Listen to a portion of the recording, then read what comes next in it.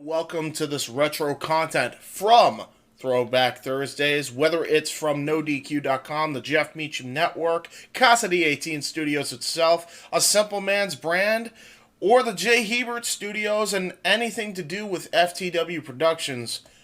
This will be the content re-aired right here on Throwback Thursdays that you could expect to see on the Casa channel.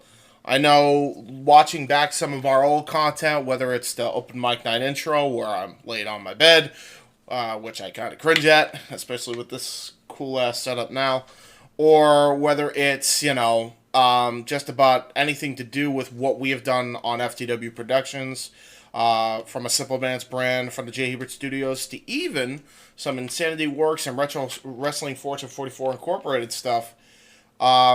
There's some good stuff, there's some cringe stuff, and either way, I hope you guys enjoy that stuff coming up, and, even if you didn't enjoy it, I'll be along with you for the ride. Some of the stuff does not age well, like Jeff's content does. I know he has done a deep dive on his own content and cringed at his own self, but either way, I hope you enjoy it regardless. I know in some of these clips, I have a fondness to them. So with that being said, enjoy this Throwback Thursday, and until next time, we'll see you on the J. Hebert side.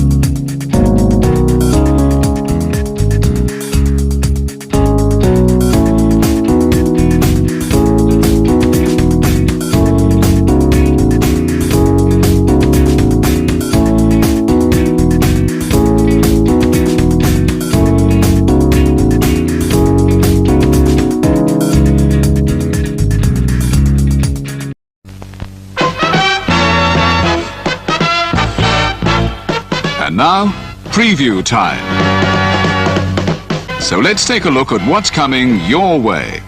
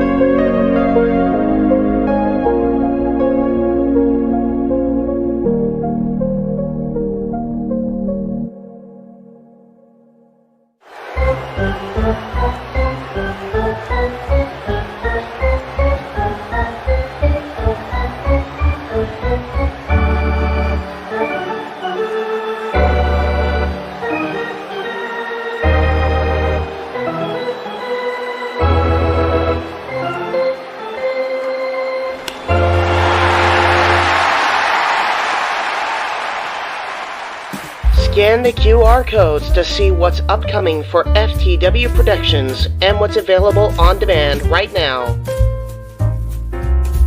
Button Master Stable Wars entire playlist. AEW Revolution Go Home Week, Dynamite and Rampage watch parties. Mistress Audio dramatic readings featuring voice actors from Weymouth Youth Wrestling. Elimination Chamber retrospective. WrestleMania Retros coming to the Wrestling Fortune 44 Incorporated channel. Star Wars Jedi Fallen Order Let's Play series. WrestleMania 19 Revenge Mode Let's Play series. All of A Simple Man's Brand Simply Predicting panels. Both episodes of The Don DeMarco Show. AEW Spark, WWE Aftershock, every show week by week.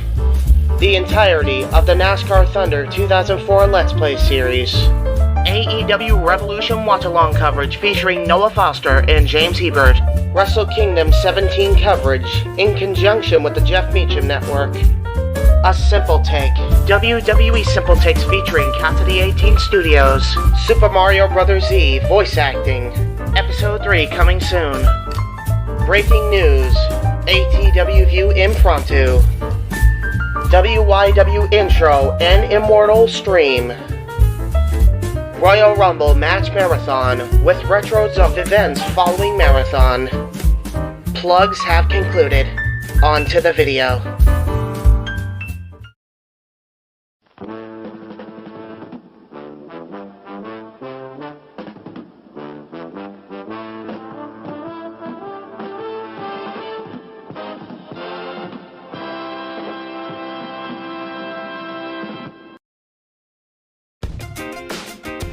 Casa D18 Studios, an affiliate of the Jeff Meacham Network Multiverse of Media, proudly presents this retro content from A Simple Man's Brand.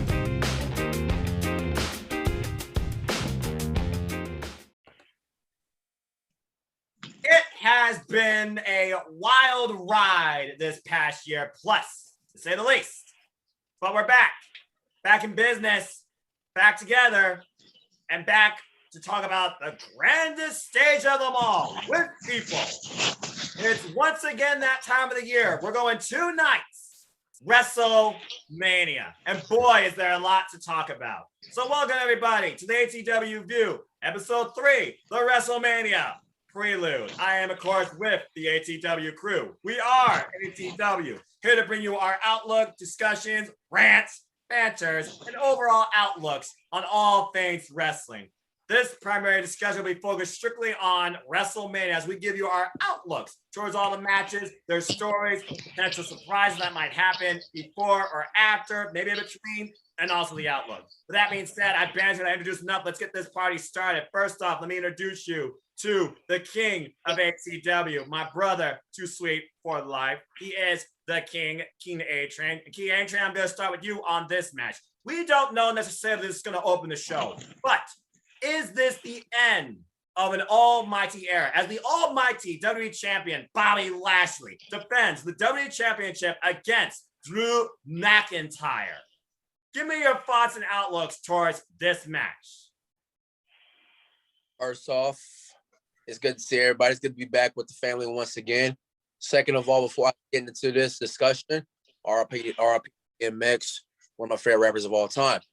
Now, on the discussion. This is not the end of the almighty era. Drew had his moment here. What WWE needs to do is move forward with this Bobby Lashley reign and see where it goes. Because, don't get me wrong, Drew McIntyre had the best run underneath the pandemic. He carried Raw, in my opinion, all of last year as WWE champion. But it's time to move on from it.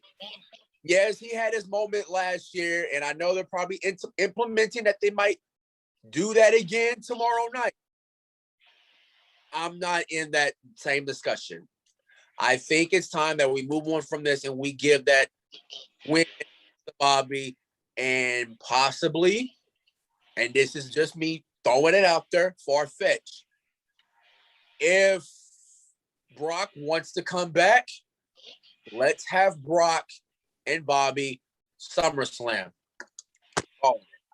Interesting outlook. With that being said, let's move on with another fellow member of the ATW crew. I call him the Preacher. He's got a good heart, but he knows how to tell you like it is too. Casey Flynn, good to see you again. We lit our merge of WrestleMania. King gave an interesting outlook towards maybe the future of the WWE Championship. What is your rebuttal towards that? Do you see Drew McIntyre again the moment he was denied last year in front of the people? Or do you see Bobby Lashley's era continuing? All right. Where I would go with this one is I think Bobby Lashley should continue his almighty reign, and they should continue to build him up as the monster heel as he is, because Drew McIntyre, like King said, had his moment last year in the pandemic era. I mean, I could take nothing away from Drew McIntyre, but he was a phenomenal champ in the pandemic era. And I think Bobby Lashley should get offered his chance at Mania to carry Monday Night Raw as WWE champion going forward. But I would never count out Drew McIntyre, because all it takes is one Claymore. And if he hits that one Claymore at the Bobby Lashley, it could be ball game, new champ. So I would take nothing away from Drew McIntyre on that one. All right, fair enough. Moving forward with the ATW crew, I like to call him the inquirer, the investigator, the inquisitive one with an open mind and wondering, when did common sense become a thing that more so is searched for rather than found? Please welcome, of course, my good friend, representing Near Reality Entertainment and its other channels across, you can find on the link tree, Eric Brown. Eric, you are looking at the WWE Championship. You know the Hurt Business is done, but Bobby Lashley wants to be recreated. Does that come into play, maybe, at WrestleMania? First, we resolve this match. Give me your thoughts on the outlook of this championship match. So, yeah, there is baggage because they disbanded their Hurt Business to build Drew McIntyre up, because, you know, we can't have Bobby Lashley and the Hurt Business be faces. That would require effort. No.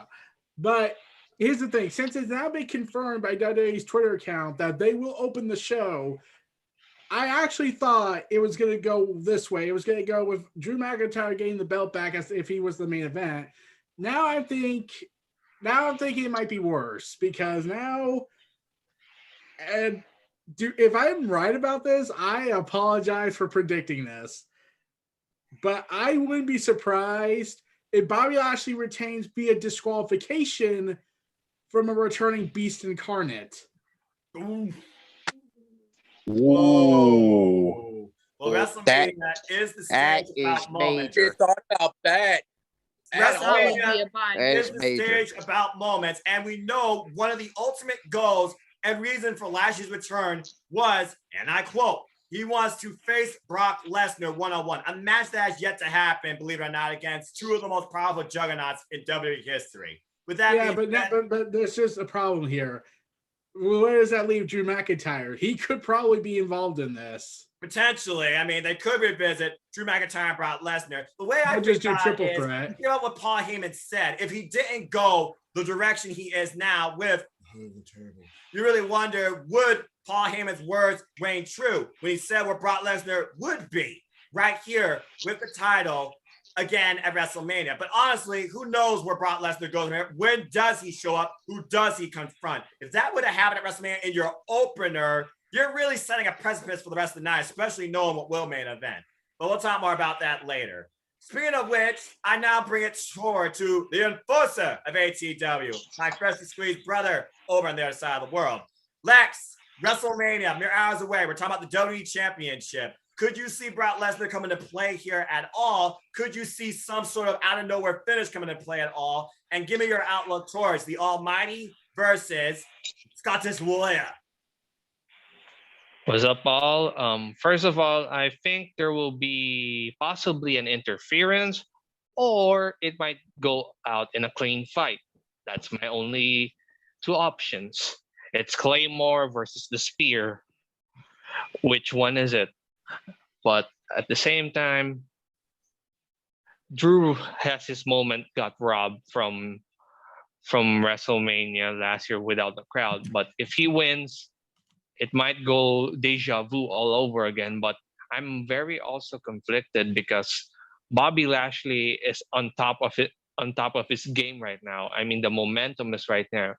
To have Drew win it again, it's possibly difficult for the fan reactions to see if Drew will get a good reception from the fans that he wins the title. But for me, I don't know which side I will stand, but I'll leave it to any one of you already answered this. So that's my take. I like that. Very simple take, which last but not least, she is our queen. Such a bright little mind, an up and coming wrestler in her own area, Johnny Old England. God bless you, my friend. Megan, here we are again. Now, I know you have a ton on your mind, considering you're also a journalist. You write for a publication. Folks, link will be in the description down below. Go check out that site. Go check out her weekly 5. With that being said, Megan, we're kicking it off strong. WrestleMania WWE Championship. Now, I know Drew McIntyre is very close to your heart, being a fellow countryman, but also you have been an incredibly strong supporter of him. But you sometimes look at WWE through one word, and that is logic. And while you can't really put that in a sentence, especially most of the time, this is WrestleMania. You have to consider what will be the bigger moment here, not just for the fans, but going forward. As WrestleMania really sets up the next year of WWE, and this is the WWE Championship, even if it's like a failure universal. Give me your thoughts and outlook towards this WWE Championship match. As I said, Drew McIntyre, I've been a big fan, a big supporter of pushing him this year, especially through the pandemic era. I think he's been like a real star of like making, Raw and WWE TV interesting. But as much as I am the bigger fan of Drew McIntyre, if you look from a logical perspective and you look for actually what is going to build the bigger match, the bigger moment, who potentially maybe deserves the win more, I have to go with Bobby Lashley because when you look at it, Drew McIntyre not only did, I guess you could say his moment was robbed because he didn't get to have his moment in front of the fans, but he also had a uniquely special moment that I don't think anyone is going to be able to have again. That he, this pandemic era is something that hopefully we won't have to experience again. And Drew McIntyre made maybe not the moment, but he made a moment. And now I do think it's Bobby Lashley's time. Not only was Drew McIntyre champion once from WrestleMania, but then he lost and regained it already once. I don't think that he can lose and regain it again. I think once he's already done it once, I don't think you could do it, winning the title a third time in a year. I think it's too much. I do think Bobby Lashley has worked so hard. Right now, he is, like Lex said, at the top of his game. The Hurt Business has been one of the most interesting things, that's happened on Raw, even though they now have kind of broken up. But Bobby Lashley has worked hard. He's so, like crazy strong with the full Nelson and everything he's been doing recently. I don't see Drew McIntyre winning. With Brock Lesnar, you guys know I don't think he's coming back until Paul Heyman is back readily available for him, because I can't see him out on his own, and I don't see Paul Heyman, leaving Reigns right now. But if Brock does return, I hope it's not until after the match or Raw after Mania. We know Raw after Mania is full of surprises and always something to look forward to. So hopefully he doesn't interfere in the match, because I'd rather the opening match of WrestleMania not end in a DQ or an interference. I'd like the first match to actually, be a match. So whatever does happen with Brock Lesnar, I hope it's after the match or Raw after Mania. I think that's fair. I almost could see this being like a revisit of WrestleMania 35 in a way. You get the first big breakout moment of the night, potential title change. You get a pre-match assault attack because Bobby Lashley, he is driven on holding down the almighty era as the almighty WWE champion. We've seen this man's incredible work on his 16-year journey to finally be at this point, to finally hold this title and be that top dominant driving force in the WWE, with MVP, of course, being his cornerman. And MVP always has an agenda of his own. So you got to wonder if MVP is going to have a plan ahead versus what Lashley may want to do. Lashley might even want to go at this one-on-one alone. With that being said, Eric, you got a quick point? I was going to say, remember, MVP fulfilled his prophecy from a year ago where he publicly said he will have a role in Drew McIntyre's downfall as champ. Talk about long-term storytelling, similar to Who Caesar, just like Jake the Snake Roberts promo was pointed out. But I do like you bringing up that continuity there. And again, this is the first WrestleMania since we literally endured a pandemic and watched a WrestleMania without anybody. To this day, I can't go back and rewatch that. That was so damn weird.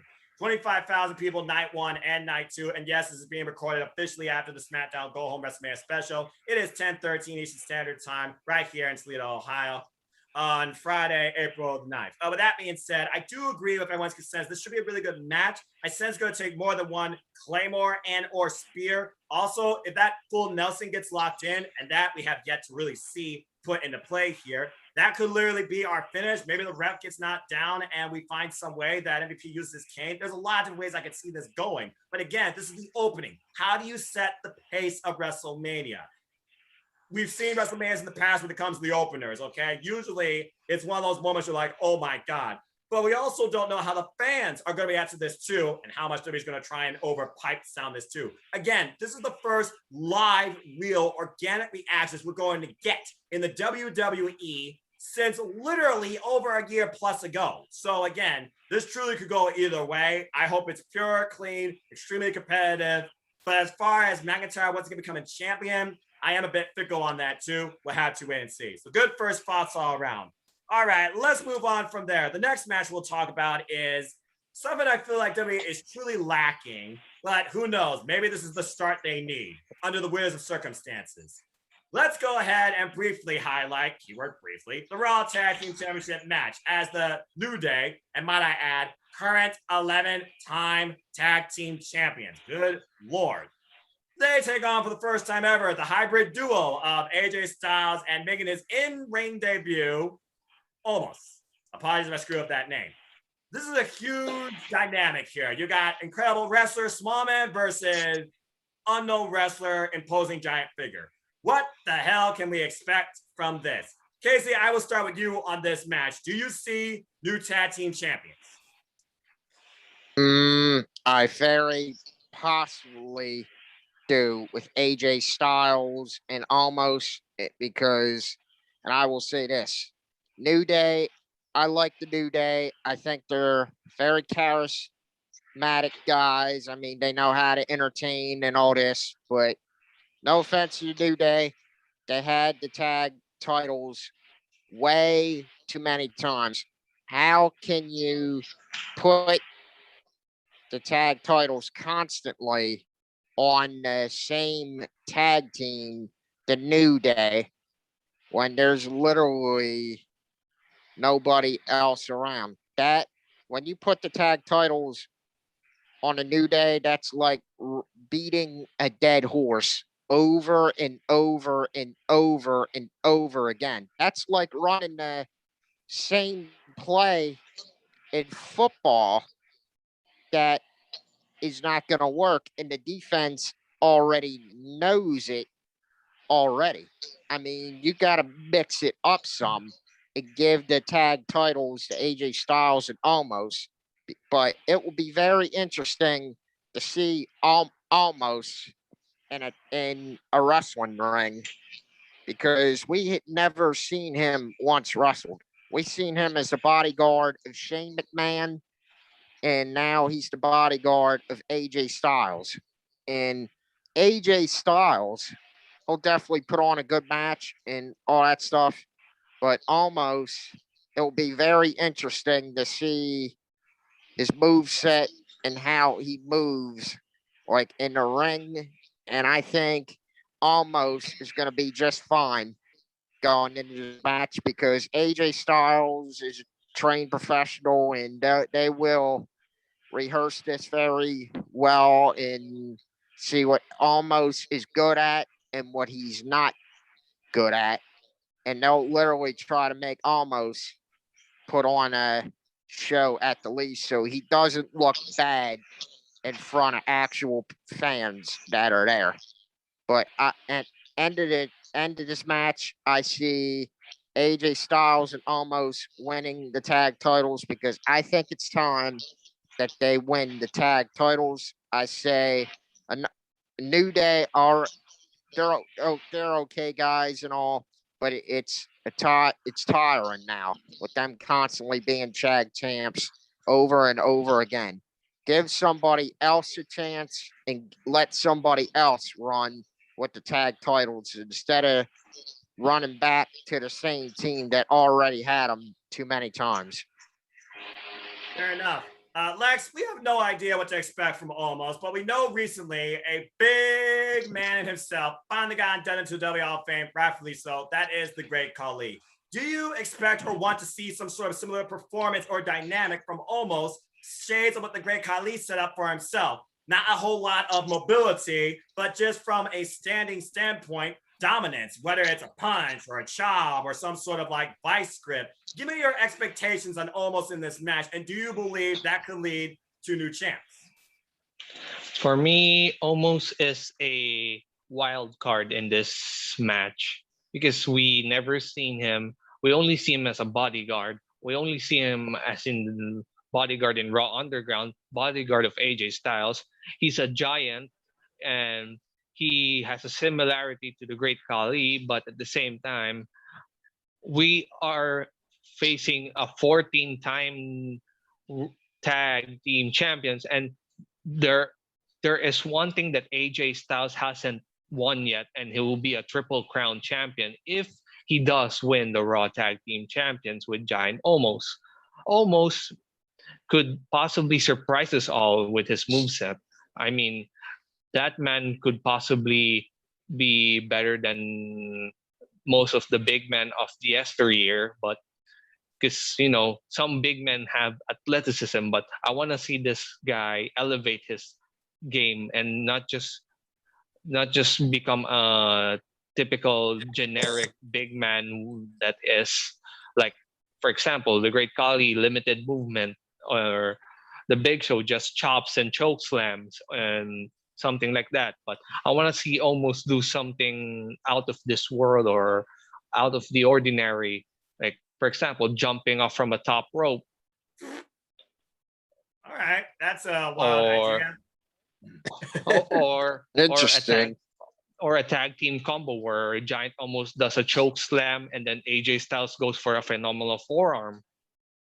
So we're Maybe taking Almost New is- Day and pancakes to a new level. You wouldn't be wrong there. That's a flapjack.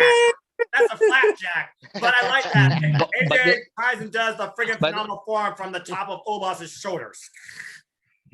But at the same time, the New Day will have their tactics because they're gonna take down a giant. Because the one thing that the New Day is good at strategy is taking out a big man first.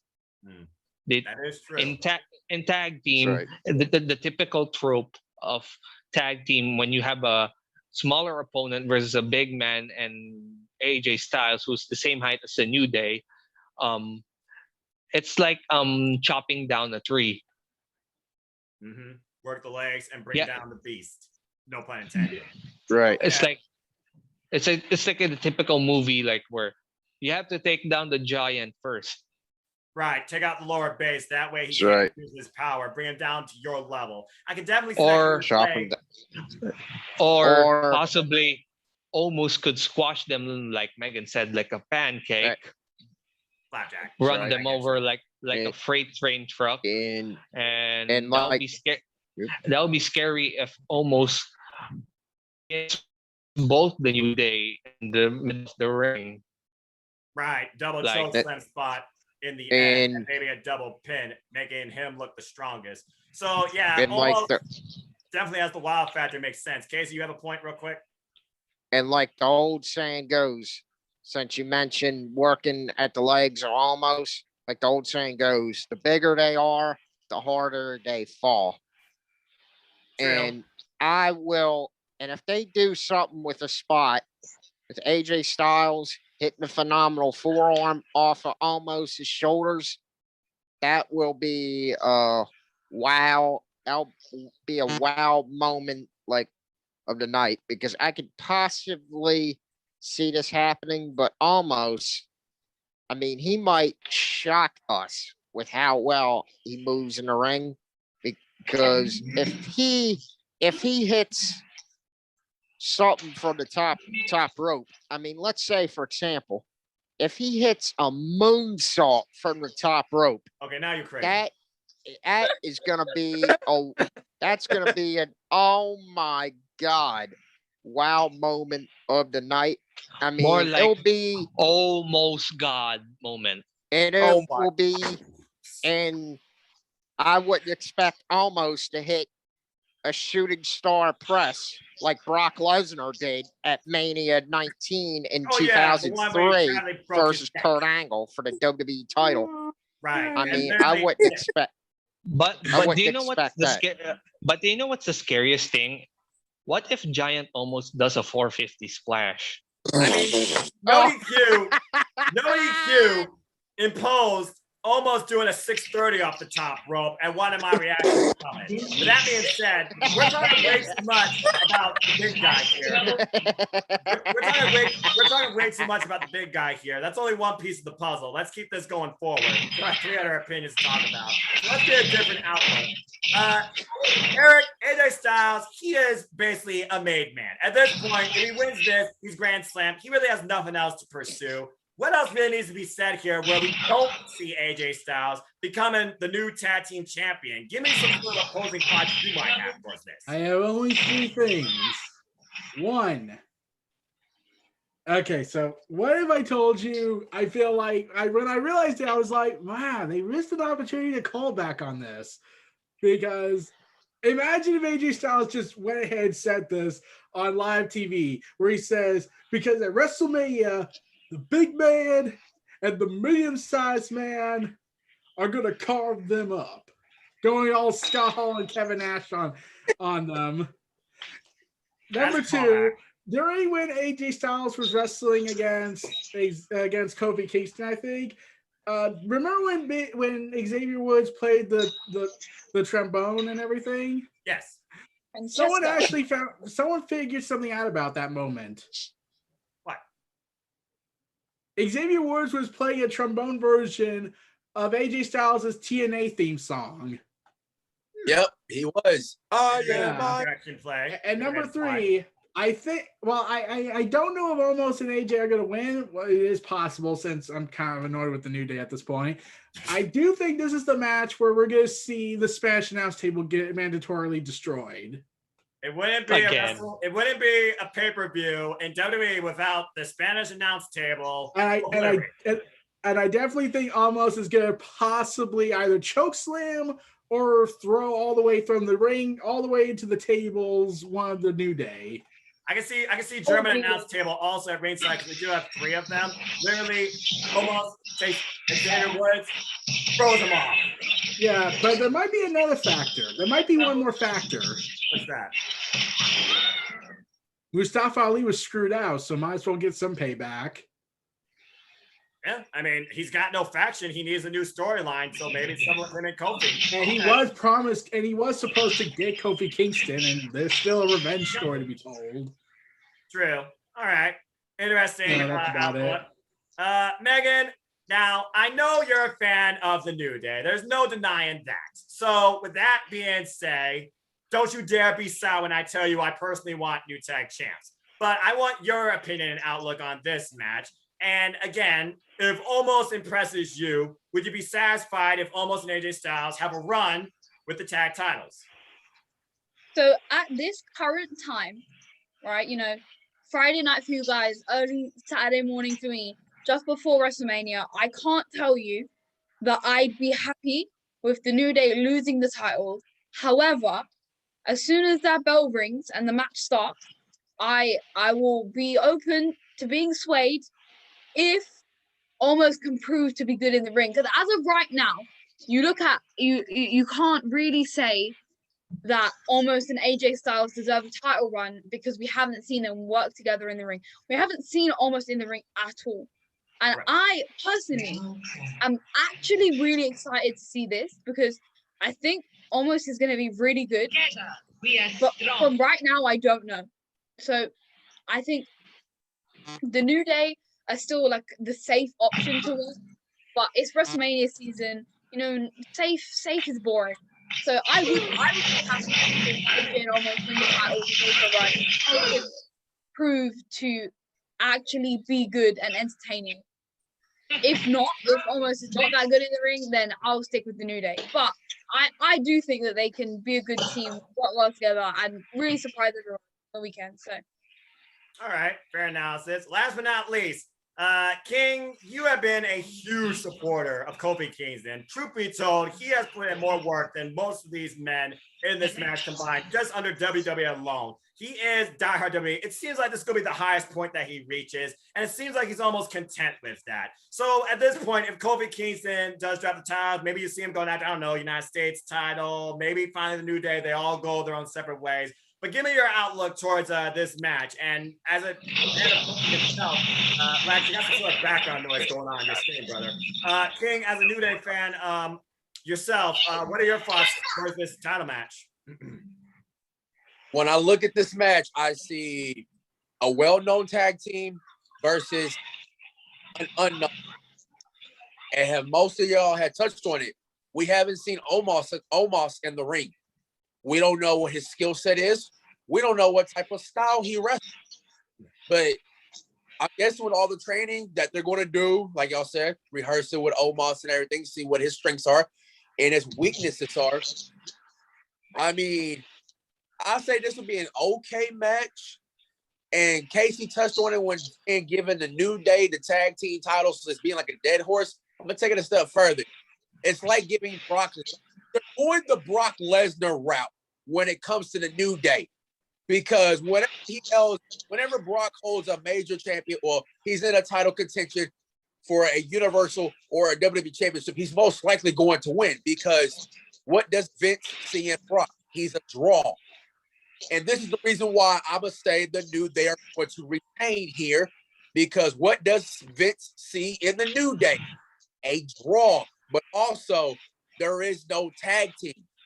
These two were just basically, you know, AJ's bodyguard and AJ Styles. That's basically it. Because, like, they are not a well-established team to basically get their, you know, tag team match underneath their belt to get ready for Mania. And like Megan said, I don't think the titles at this rate. And unless Omos proves me wrong. Again, Omos is the wild factor here. We're going to have to see the very first thing this man does, and I think that will tell us the story of this match. But again, if you're going to reset things at the WrestleMania, reset your tag division, surprise me with some weirdness, why not have an unorthodox duo with a big man that we have no idea can wrestle versus one of the best wrestlers in the world? Why not? I hope for new champs. All right, let's keep moving forward. I feel we're going to keep this pretty brief because we were in depth on this. We always know WrestleMania has to give us the W, but the E, entertainment. So what's your entertainment spot here in this match? But one, Bad Bunny. Here's what I can say about him versus other celebrities. He seems to generally care about the product and generally care about what happens in that ring, that he is legitimately training for it. I feel he is going to surprise us. And just because he's putting in the work ethic, I respect that. And I'm not going to frown upon this match, especially since now we know, thank God, it was made a tag team match. So we know Bad Bunny is definitely going to be in great hands and won't have to do all the work. So I do hope he surprises us. It's Bad Bunny and Damian Priest versus Miz and Morrison. Let's go ahead and briefly, and I'm going to try it again, briefly, get quick thoughts. And this time, we will start with Megan on this one because she got giddy. Megan, your thoughts on this. What do you expect? Guys, I have to say, a few weeks ago, I was really mad about this. I didn't want to see it. I wanted Bad Bunny out of here. But Miz and Morrison, I'm a fan. Hey, hop, hop, all that. Love it. But I actually have a lot of respect for Bad Bunny and all the hard work that he's put in. For someone like Randy Orton to actually come out and say that Bad Bunny's been working hard, like, is quite high in my estimation. So I think I'm excited to see how hard he's been working and actually see what he can do. Also, Damian Priest is awesome. We haven't seen much of him since being paired with Bad Bunny. I think people that don't know him as well as like we do from watching him in the next, I think they get to see like some really cool stuff from him. Because I don't know if you can watch Damian Priest and not be impressed. So I think it'll be really good for him as well. The Miz is one of the hardest working guys. Even whether you love him, whether you hate him, he can work. And I think overall, as long as the match is short and it doesn't go on for too long, I think it will be good, fun, light-hearted entertainment in the middle of the show. And yeah. And honestly, the celebrity has to go over here. At WrestleMania, the celebrities always get a positive bump. So I don't think we need to talk about result. But let's go ahead and talk about outlook here. Casey, it seems like Miz and Morrison, they're pretty much in contentment what they're doing here. Once again, they're on WrestleMania. Once again, they're getting paid. Once again, they seem to be functioning well as a duo. It looks like more so they're having fun. This should be a fun showcase. And I know how much you're behind Miz and Morrison to the point you annoy me with that freaking rap, and we're not going to get into that. So I want you to keep Miz and Morrison. Hey. Stop it. Stop it. Miz and I will stop the call right Hey, now. Stop it. With that being Control, said, Casey, control. I feel like he already gave his rebuttal, but I'm going to ask you for a brief outlook towards what do you expect to see with Bad Bunny and The Miz more so in this match, was really what this centers around. All right. What I expect from Bad Bunny is I expect him to surprise us all. I mean, we never once seen him in a live wrestling ring wrestle at all. I mean, and Randy Orton give his total endorsement and to say something good about Bad Bunny like that means you must be really doing something good. If you got a major star and a long-time veteran and the youngest world heavyweight champion at 23 years old and Randy Orton endorsing you like that, that is an absolute honor to get an endorsement from the Legend Killer and the Viper himself. But Bad Bunny here, what I expect is I think he's going to be just fine, and he's going to be okay.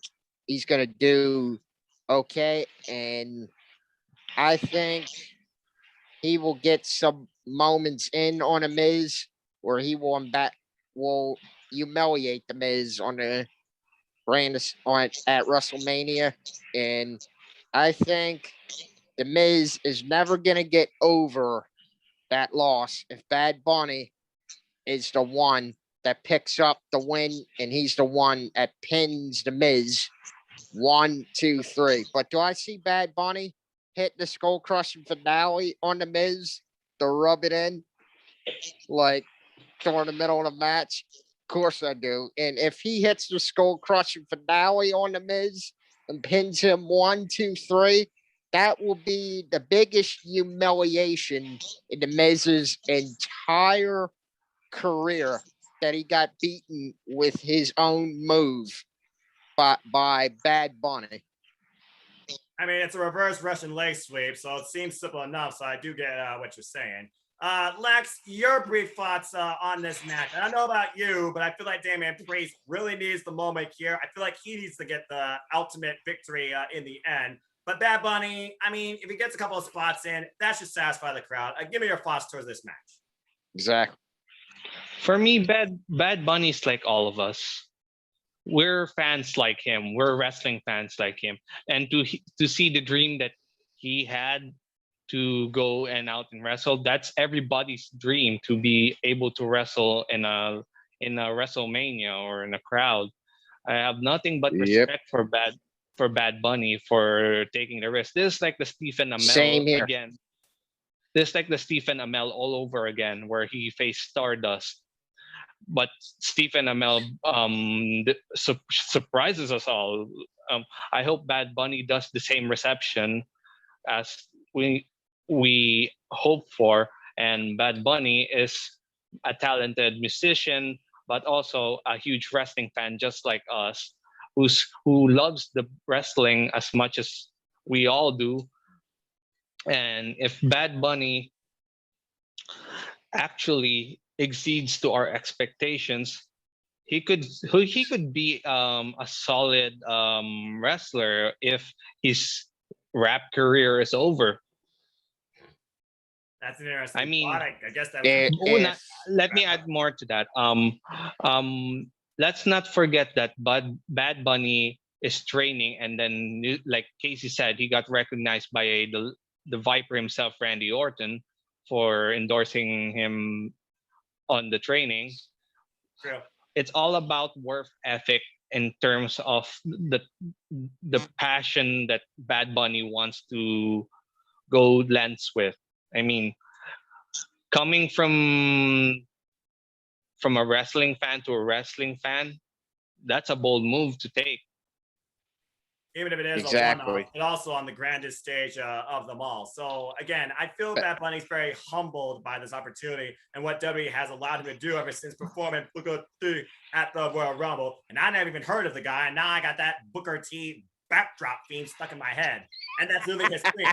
But I digress. With that being said, Eric, what's your thoughts regarding this celebrity showcase here? I mean, like, I thought, okay, so we went this whole thing. I was like, can we please not have any celebrity involvement? But it's ingrained in WWE's blood at this point. So I was like, okay, can we at least have celebrities that will take a bump, hopefully? And sadly, they got one, but I will not bring him up for the fact that I will lose my mind. But he is being trained by Adam Pearce, so Bad Bunny has a shot. The former NWA champion, so he has a shot there. Yeah. And there is something that came out. Booker T is going to go ahead and be a guest commentator for one of the matches, and I'm pretty sure it involves Bad Bunny because, you know, we got to drop his album. He literally is in the WWE because he made a song about Booker T. Now, all Booker T needs to do is show up in that military attire while doing the commentary. Maybe Booker T gets involved and takes a cheap shot against one of the two. I definitely see, hopefully, Damian Priest gets over on this because this is the thing I was afraid of. Damian Priest is now the side character, much like Aleister Black is, except he needs to get the pinfall victory here. Exactly. I agree. Because if Miz and Morrison win, Damian Priest is the one, because we can't have Bad Bunny lose because we have a celebrity involvement. Bingo. But if that happens, like, okay, Damian Priest, you probably could have been Baron Corbin if you were likable, but now your career's ruined here. You're a side character to everyone. I feel like Damian Priest has to make the fall victory here. Like, Miz and Morrison are perfectly content doing whatever the heck they were doing with the bunny outfits. Don't remind me. That was one of the stupidest freaking like things. The moment you saw that, I was like, Morrison, do you regret re-signing with them at this point? Like, the rest was already bad, but this was possibly pushing it for him.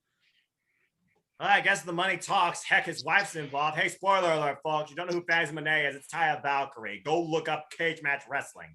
And they're changing her name. What? They're changing Taya Valkyrie's name. I know. Fancy Monet, some nonsense like that. Monet Fancy, some weird nonsense like that. But different discussion for a different day. Yeah.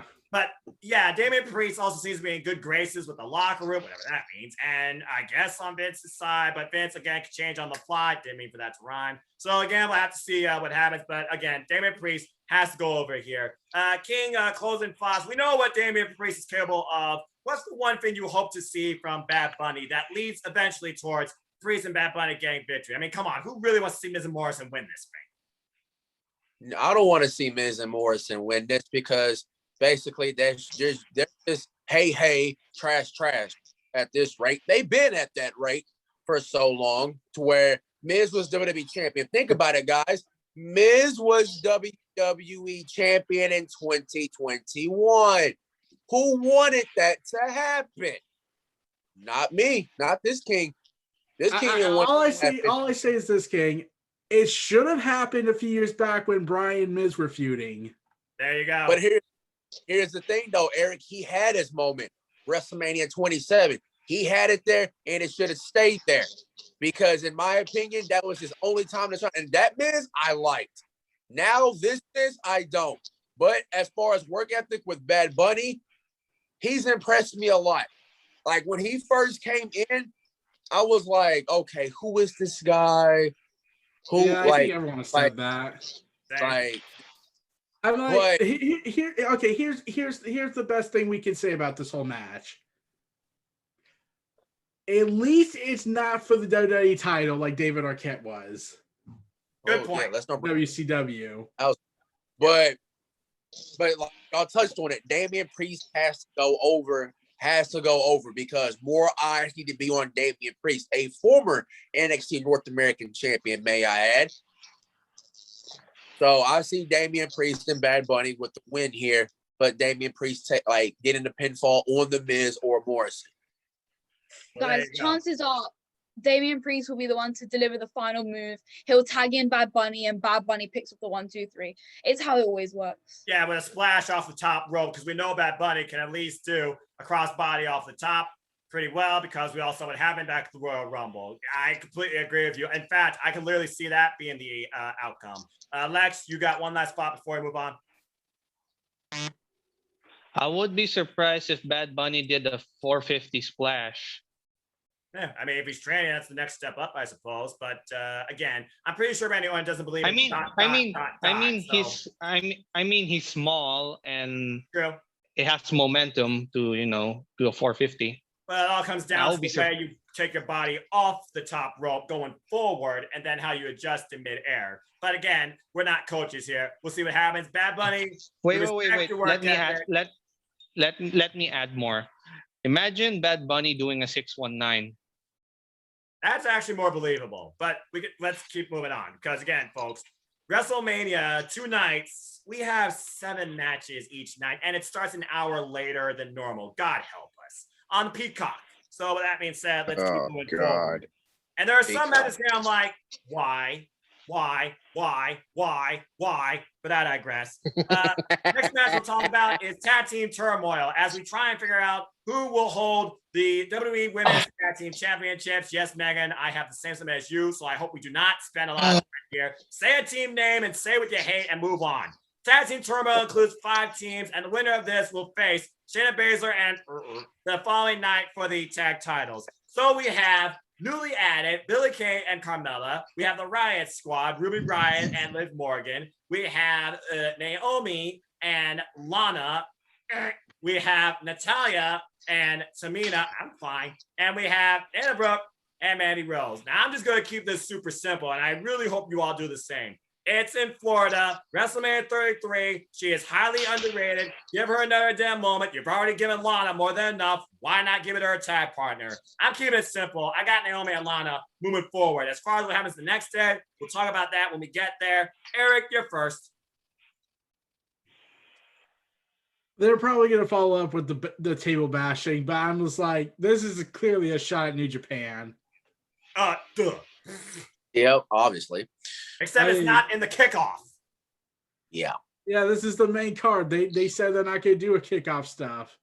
Yet they have the WrestleMania both days scheduled at 7 p.m. Eastern Standard Time. So you got an hour-long kickoff panel ahead of you. But anyway. Which means they're just going to talk and tell us we're stupid and tell us, oh, this is what happened if you didn't watch it yesterday. Yeah, you'll hear Sam Roberts. You'll hear Peter Rosenberg. You'll hear JBL. You'll hear some other people we don't give a damn about, but I digress. Yeah, so I kind of don't care about this whole tournament thing. Yeah, me neither. Again, if it's not Naomi and Lana, who the hell cares? Naomi, in my opinion, should be more involved towards the actual championship at some point, even before WrestleMania. You have one of the longest running veterans in your company, one of the hardest working women I've certainly have seen in this company, and you treat her like this. Now, if the friendship thing is real between Lana and Naomi, then absolutely no disrespect. But all I gotta say is Naomi deserves better. Honestly, I would have loved if she was involved in the Hurt Business. RIP to that. So that's why I'm going with Naomi. I agree. More so because Naomi deserves it. And that's all I gotta say about that. Casey, you're next. Pick a team.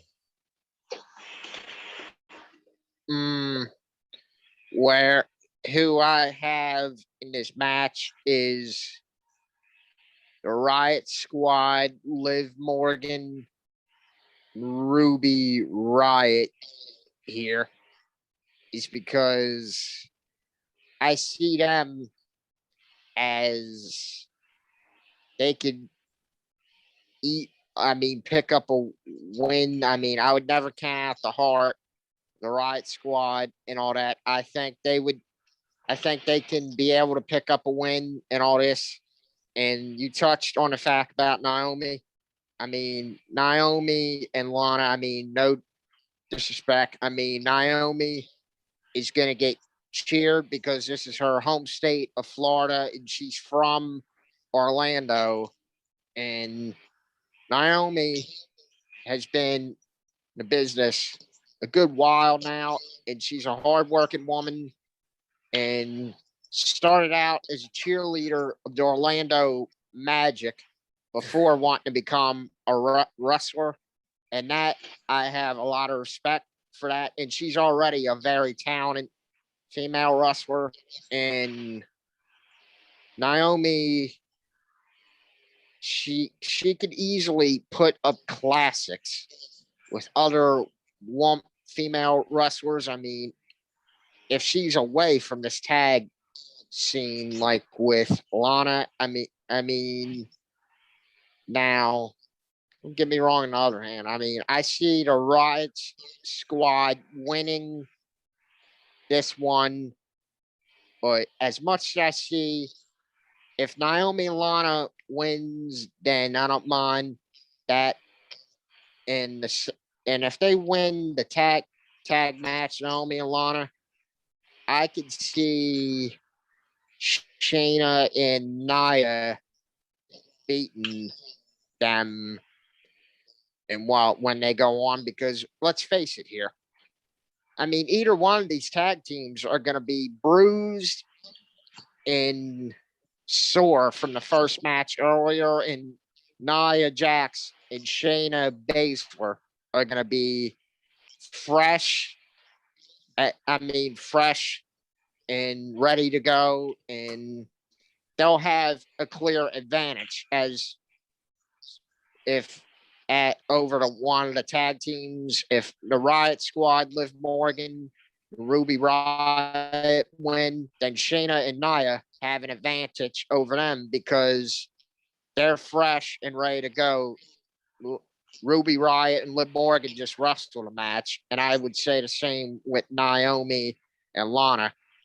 I mean, Shayna and Nia is still going to have the advantage no matter what, because either one of these tag teams are going to be bruised and sore from that first match earlier.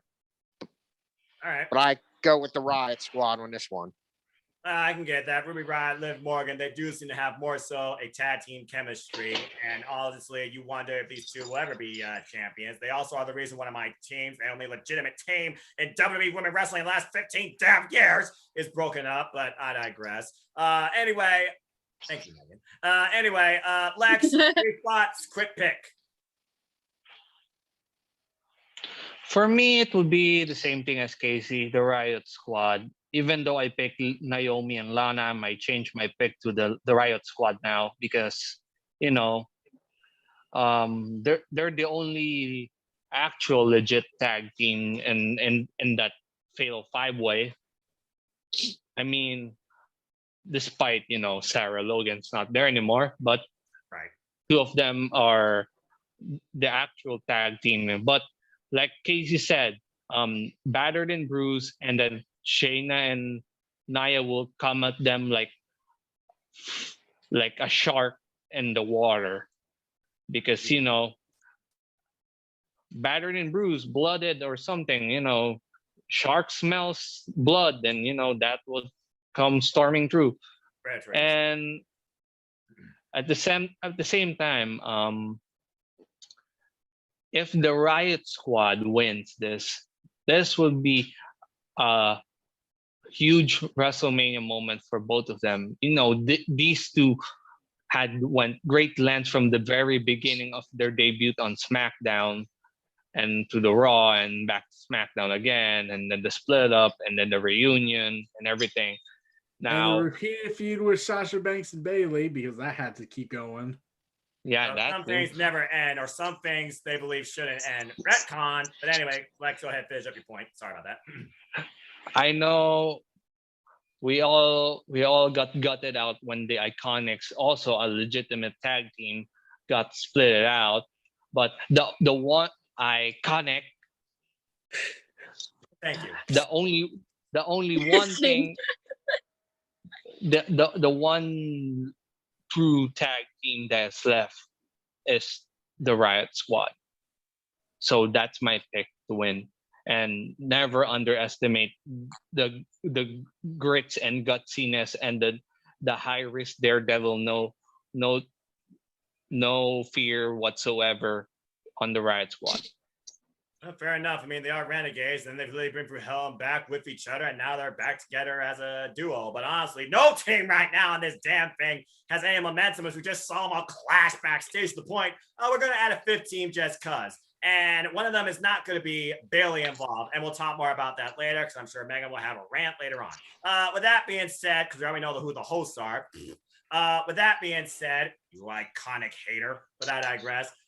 King, your brief thoughts and pick on this match. Yeah, I called you out. And he's absolutely right. First of all, before I get on this discussion, I am not an iconic hater. I just know women's wrestling at its finest. Anyways, digress on that. For this, why is the women's tag team championship still a thing? I don't know. Because basically they can't even book their own division right to have a tag team division in the women's division. Yep.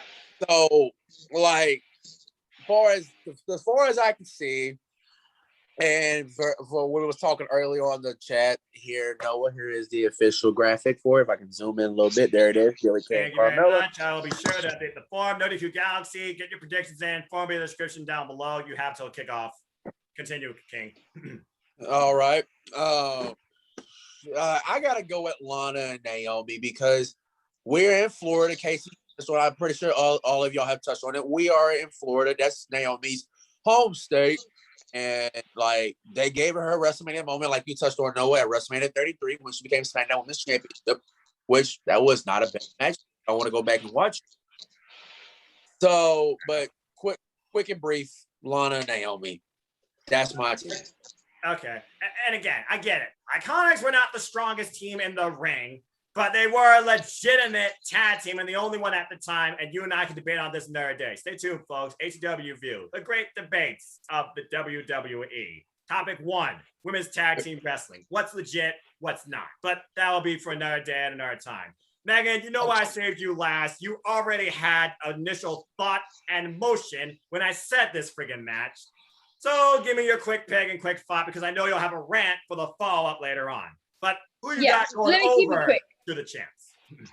Let me keep it real quick, right? Like Shayna says all the time, it really does not matter who wins because no matter who wins, they all break the same way and no one is going to get further, so it doesn't really matter. But my pick is Tamina and Natty. They have the most momentum. Not that really anyone does, but they do have the most momentum. It's the match I would rather see. Yeah, that's it. Just keep it short. All right, I like it.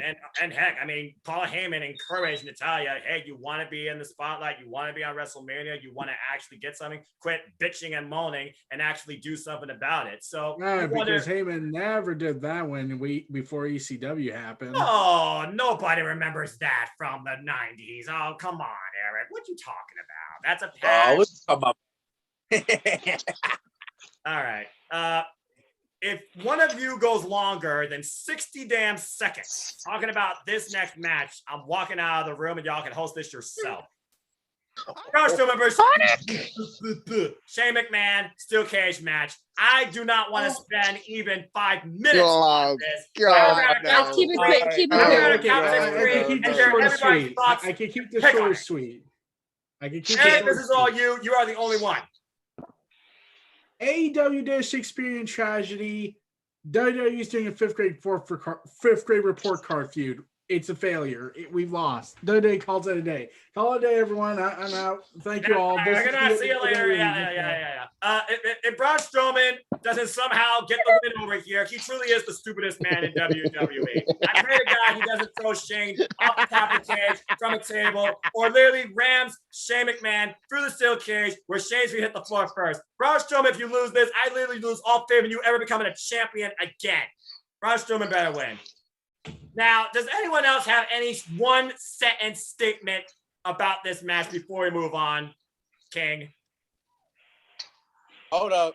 I'm running fast. Braun Strowman. I'm going with Braun Strowman. Ladies and gentlemen, this is your Monday Night Raw 2021. How we have set the bar so low. Please My remember, favorite freaking Missy is Slime and Mark Summers. I got one. Breaking live action 5 report coming in from Florida. Breaking news. WWE superstar Braun Strowman runs fast. And the fake. all right. This guy was being pushed as a legitimate giant. All right. Oh, Look, serious the now. only thing I'm that not needs gonna to happen, Shane McMahon falls off something high or jumps off something high. Because that's all the match is. It's the Shane McMahon OMG spot that's not that big damn of a deal for a 49-year-old man. And that's all I got to say about that. I ain't gonna go on too long. I ain't gonna go on too long about this. But I mean, neither, because I already my blood pressure, my blood pressure I feel is already rising from anger. My pick here is Braun Strowman to win this over Shane McMahon, because when you get down to it, if they do a steel cage spot on top of the roof where Braun throws Shane off the cage like he did with Kevin Owens, Braun, you just proved Shane McMahon right. That you are capital stupid. And when you get down to it, the report card thing was like 5th grade elementary bullshit. I mean, this is a professional wrestling business. This ain't no kindergarten. I just remember what Vince said. Remember what Vince said, Casey. They're the sophisticated company next to that blood and guts crap. And when you get down to it, I ain't gonna go on too long about this. Braun, you better win here, or I'm not gonna take you serious anymore. You'll become a laughing stock of a you know what, and I ain't even gonna say it. This is worse than Big Show losing to a sumo wrestler in a sumo wrestling match, because that actually makes sense. Aki Bono. Didn't Big Show lose stepping on a table? What was that, Eric? Didn't Big Show lose a match stepping on a table? Yes, he did. Oh, yeah, nice. It wasn't at WrestleMania, but yes, he did. Yeah. Megan's got her arms folded, so I just want Megan to give her thoughts in 7 words or less. Go. I don't care. That sounds about right. Same here. Amen to that, sis. Lex, you're the only one that remains silent. 1 sentence. Go. Oh, I like that. All right, that's a wrap. Okay, so the beauty of WrestleMania, you have those bathroom breaks, you have those moments that like, why the hell does this exist? And you have those moments where you're like, I cannot wait for this. Guys, you raise your hand first. You want to talk about this one. Seth Rollins versus Cesaro. We know how much Cesaro is highly underrated, but he has signed a new contract with WWE. He should be a freaking world champion. And Daniel Bryan has endorsed this guy, where Cesaro has gone over Daniel Bryan in instant classics on SmackDown on numerous occasions. And then you got the guy with what's probably becoming the word of 2021, the drip. What the hell? Anyway, pulling out all these suits, still the Messiah guy, but still trying to bring us the classics. Seth Rollins should be used to push the business forward. He lost last year's WrestleMania against Kevin Owens. This year, I sense Cesaro has to win this. Cesaro needs to continue to be pushed forward. I'm expecting some tremendous wrestling here, but I hope that the fans let this organically build and really show us how much to support Cesaro. With that being said, this is going to be tremendous. This is Cesaro's first ever singles showing at WrestleMania. I cannot wait for this. Lex, you kick this off. Your thoughts on Cesaro versus Seth Rollins? Cesaro has to win, man. I mean, it's a long time coming. As much as Megan could disagree with all of us picking Cesaro to win, Cesaro has come a long way. I mean, remember, he was that so close to winning in the Chamber, I think? Was it? That's correct. Yes. Yeah, correct. he was so close to winning in that in Chamber, but, didn't happen. But Cesaro, he has some great OMG moments. Remember the hot tag from when he was with the Bar? The tag team we thought we never wanted, and they became tag team champions after a series of 7 that will go down in the annals of WWE. That was so damn good. Remember, he did a freaking flying uppercut and everything, the crossbody, and the guy can do it all. The guy can freaking do it all. Let's just be honest. I mean, Cesaro is a perfect example of a super athlete. Damn right. And again, I mean, go ahead. I mean, he can do it all. Video games, coffee, wrestling purist.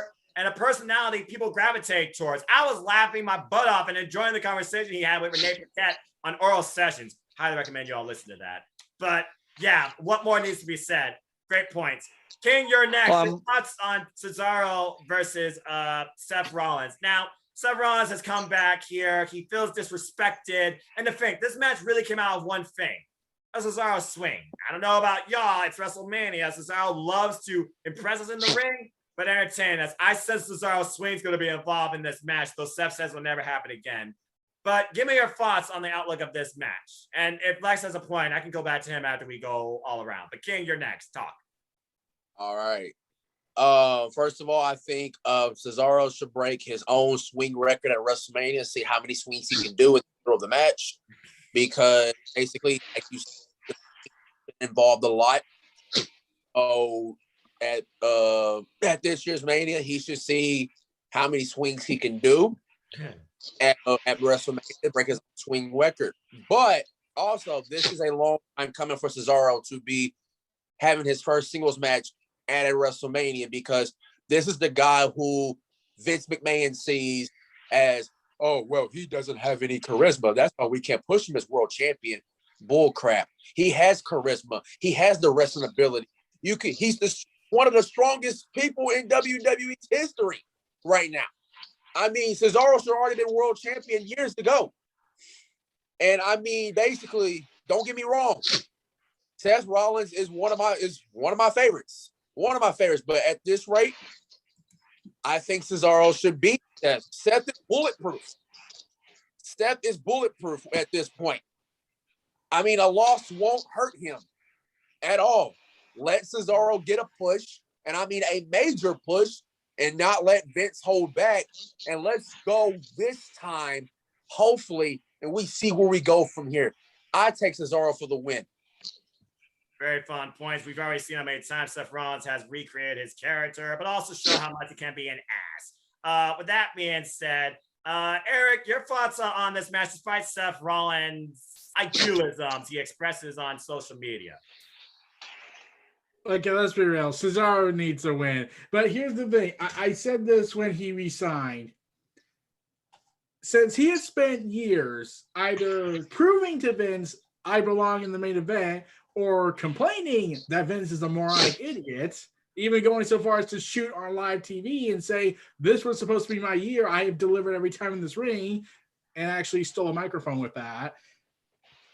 I said this, if Cesaro starts falling apart on this, he can't complain anymore. He resigned. He could have left after WrestleMania. He could have been done and just go to New Japan and wrestled Okada and stole the show there.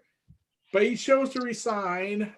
If it's because he's getting older, he says he's 40 years old, okay, fine, but he can't complain anymore. I feel like he can't just go online again and say, I've been screwed again, because we already have enough with Colby Lopez going hand whining every single second, acting like, why does everyone not like me? Why didn't my face turn fail? Fair point. Sorry, Meg, but seriously, like Seth has for 2 years, and Seth still doesn't get why fans turned on him. In my opinion, some people fickle, but I digress. I'm gonna say Megan because I just see her demeanor and it makes me laugh. Oh, Casey, great thoughts on this match. Come on, Cesaro needs this freaking win. All right, Cesaro versus Seth Rollins here. They're both great wrestlers and all this. I mean, Seth Rollins, the guy is bulletproof after all, just like one of my co-hosts just said. he's bulletproof, but it would not hurt Seth Rollins to put a talented, guy that can move in the ring and give us one hell of a show. It's Cesaro. Cesaro, just like Lex said, that hot tag match one time, he was literally going all over the place. It was like he was like a damn rocket that was let loose. He was going all over the place. He was going insane. He was, by God, hitting everybody that, by God, moved. And Oh, it would God, not. I just remembered something.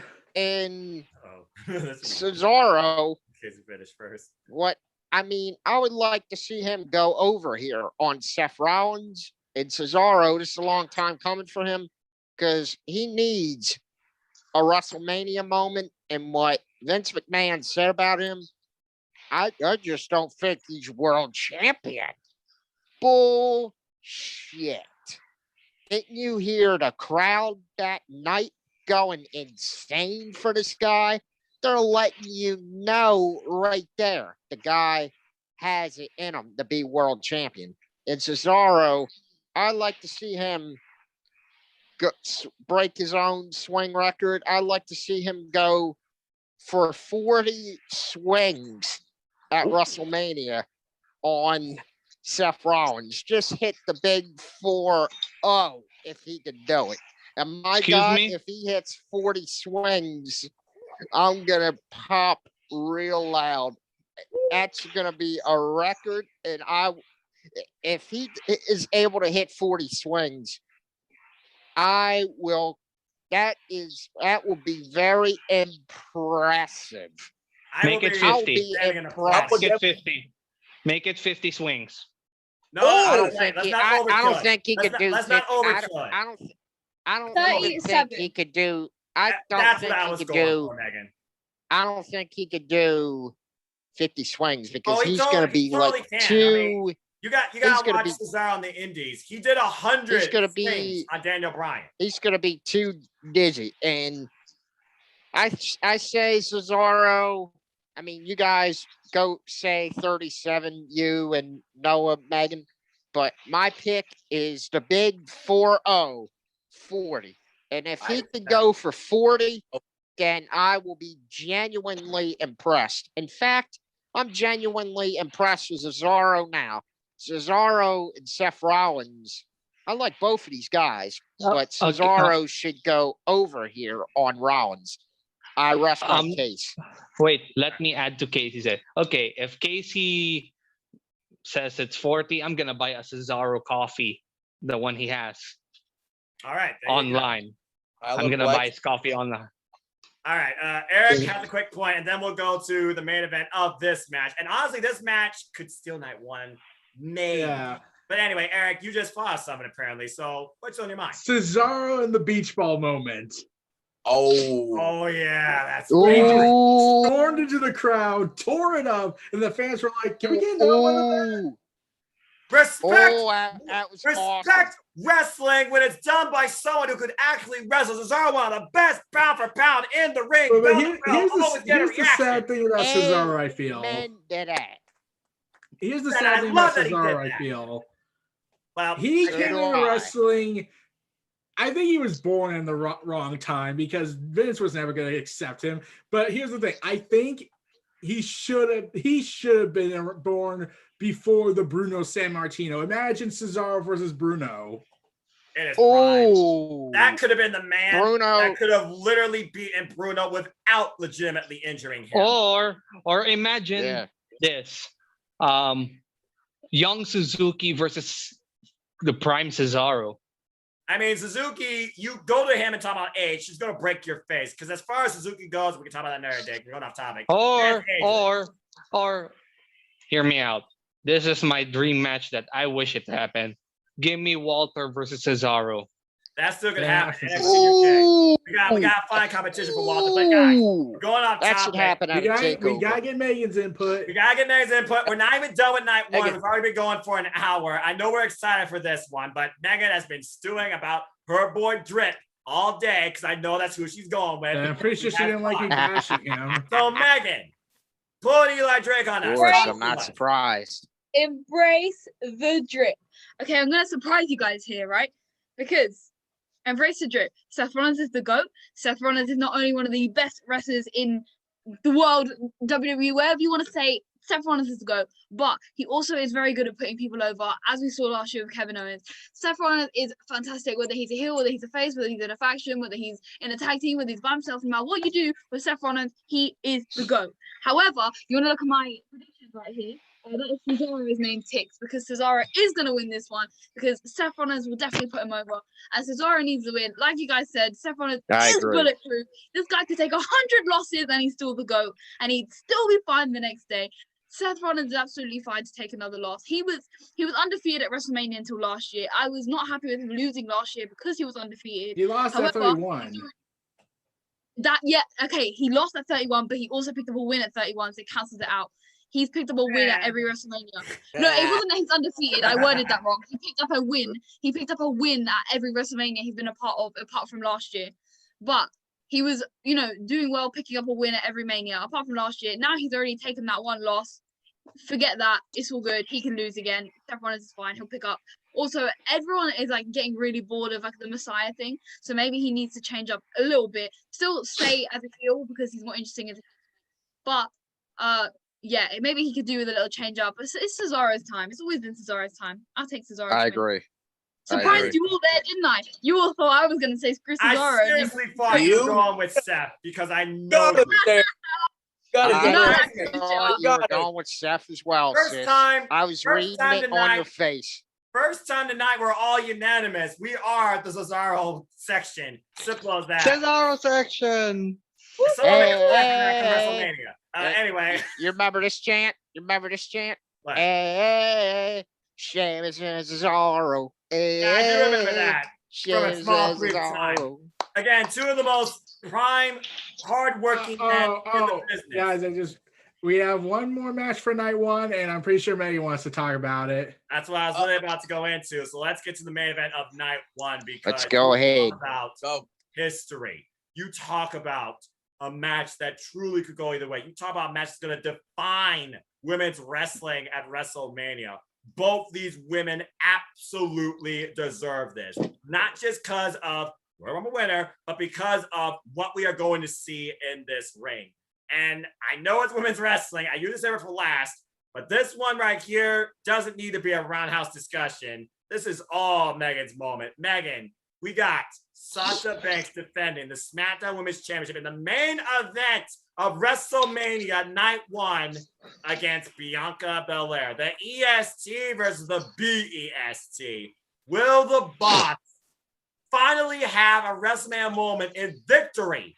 Or will the streak continue and will we usher in the era of the EST? This truly could go either way. And honestly, this or Cesaro versus Seth, they're going to be challenging each other for match of the night. But this is your closing match of night one. What is in store for us? I can take it away. I'm going to try and keep it short because, like you said, we've been going on for a while already. But even just listening to you talk about it, my heart is going really fast just thinking about it. When I saw the announcement today, I got tears in my eyes, even just thinking about it. And if I wasn't sitting around people, I probably would have cried. But there's just either way, no matter who wins, because at this point I really can't call it. I really honestly can't call who's gonna win because I can see obviously Sasha Banks has never picked up a win at Mania. It's kind of sad, and she does deserve it. But also Bianca Belair deserves everything that she's got this year, and I think she deserves the title as well. So either way, I'll be happy. I can see it going either way. One thing I really, really, really want to say to every single hater, to every single person that responded to my tweets saying that Bianca Belair and Sasha Banks do not deserve to main event WrestleMania, please enjoy the main event. Please enjoy the main event. Sit back, relax, enjoy the closing match of the show. Because the women, not only are two women in the main event again, we have the first two female people of color that are going to main event WrestleMania. So not only is that such a big thing for people of color, but for women, but for people that support people of color, for people that support women, for everyone, every decent human being right now, we should all be celebrating this match, because not only is it so big for the world and for women's wrestling and the evolution of everything in life, and after everything that's happened this year, that is so important. But also, it's gonna be so good. There's no way that you can sit and tell me that this match doesn't deserve to be the main event just based off the match alone, because everyone knows it's gonna be amazing. These guys are both gonna deliver, and whether the build has been where you've wanted it to be or not, you know the match is gonna deliver. Sasha Banks is the boss. She has worked so hard. She has such an amazing moveset, and Bianca Belair is so good. It's gonna be so entertaining, and honestly, enjoy the main event, everyone. That's what I have to say. Eric, your rebuttal. I hope Ryan Sands crying. I hope. I hope Everyone is crying. I hope there's a big collection of people just crying. That would make me Mostly day. Ryan Sands, since he caused Sasha to get depressed after 2019's chaotic year.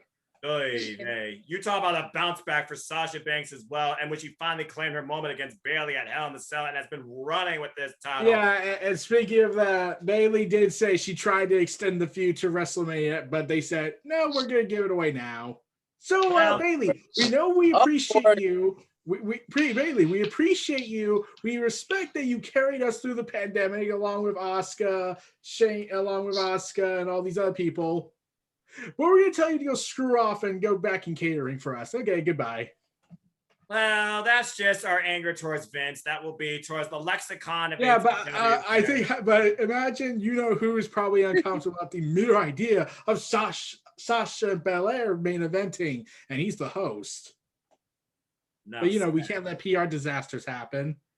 No, even you have to stop those, because again, that's your business partner. But again, I don't work for the company. Bottom line is this: Sasha, Bianca are going to steal the show with what they bring. I sense a new dynamic offered by both. Maybe Sasha channels Eddie Guerrero, goes full on heel because she can't stop Bianca Belair. Maybe Bianca Belair comes so frustrated in the fact that she comes so close. She doesn't know how to control her emotions, doesn't know how to capitalize, pulls off something ridiculous like a 630. I don't know what to expect. But again, this isn't about me.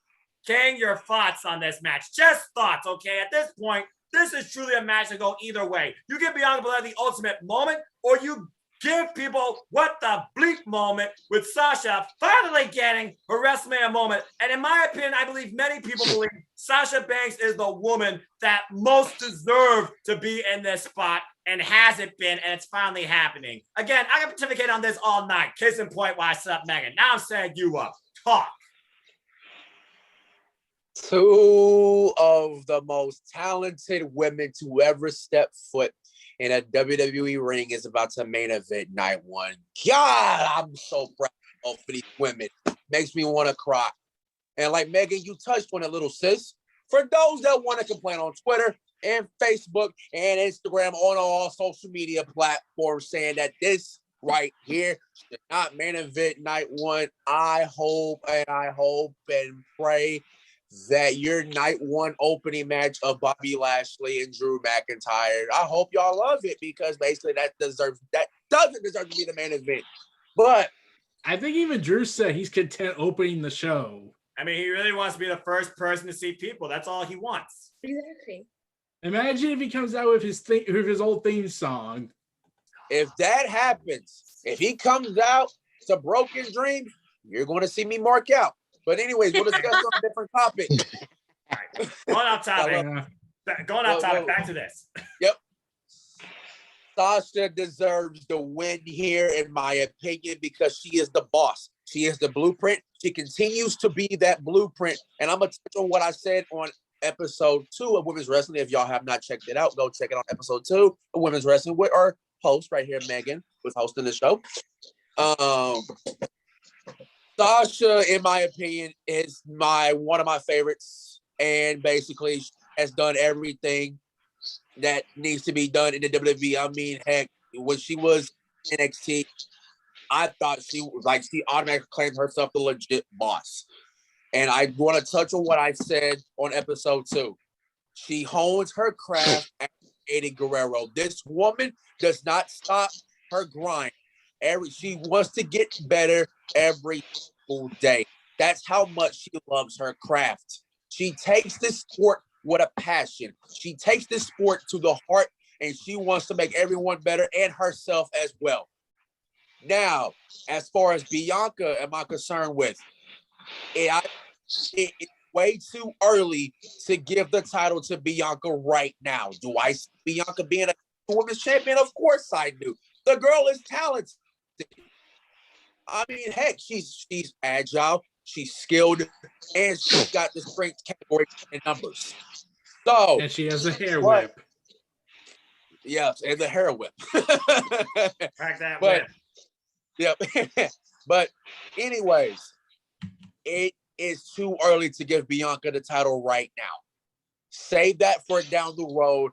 Let Sasha continue on the reign, the dominant reign she has been showing herself and trying to prove to everybody that she is the legit boss, that she deserves to be up there as one of the greatest female wrestlers to ever step foot in the squared circle. And let her continue to be the longest, right? I will say let her get a touch of Bayley's record, but at least be tied. So that way you can tell, if you want to do Sasha and Bayley again, you can paint another picture saying, okay, one of us has to break, each other's like longest, total record reign, whatever you want to do it. So, but I say within closing, Sasha deserves her first Mania win. Enough said.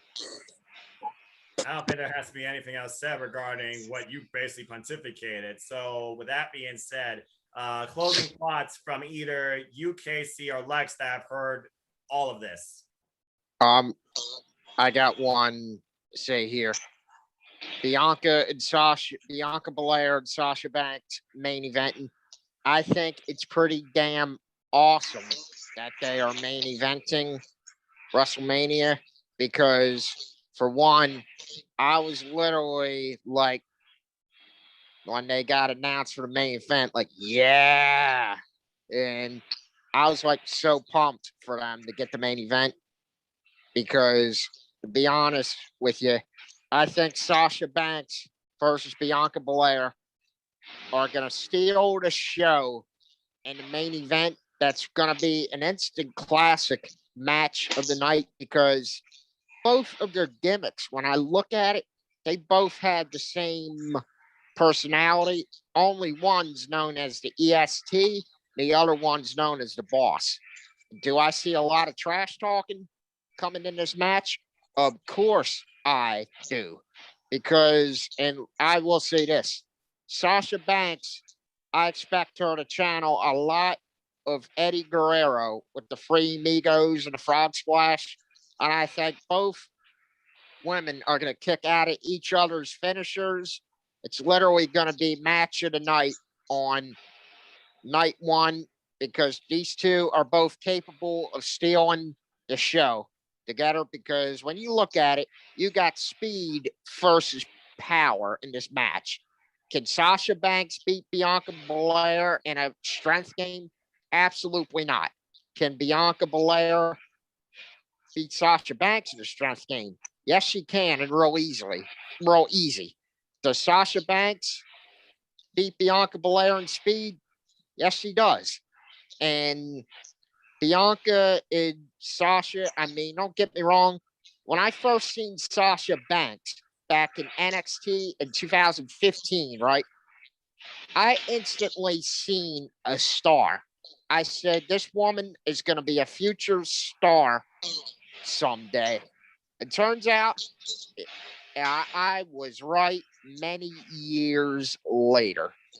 And Sasha and Bianca, it's got instant classic potential written all over it. And I think they're going to kick out at each other's finishers so many times that both of them are going to get frustrated.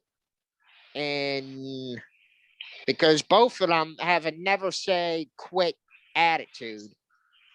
But at the end of this match here, after they put up such an instant classic, I want Sasha Banks to prevail over Bianca Belair, because I think, and don't get me wrong, I like both Bianca and Sasha, but I think it's too early to give Bianca Belair the SmackDown Women's title because she got there. And Bianca has a lot of charisma. And if you give SmackDown Women's title to Bianca Belair, that's going to make it seem like she's being over pushed and people will easily get tired of her as champ. And give it time and let Sasha retain the SmackDown Women's title and let her pick up her first win at WrestleMania because Sasha is more deserving of a win at Mania than Bianca is.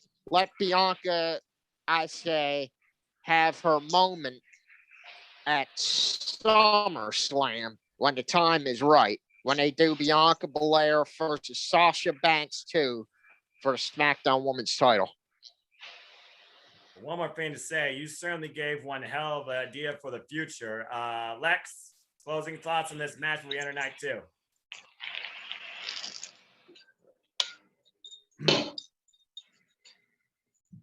All right. So to summarize everyone's take on this, to me, a fight is about who's left standing, nothing else. And these two will go to war at WrestleMania in the main event. Sasha Banks deserves this win because she never won any WrestleMania match of her career.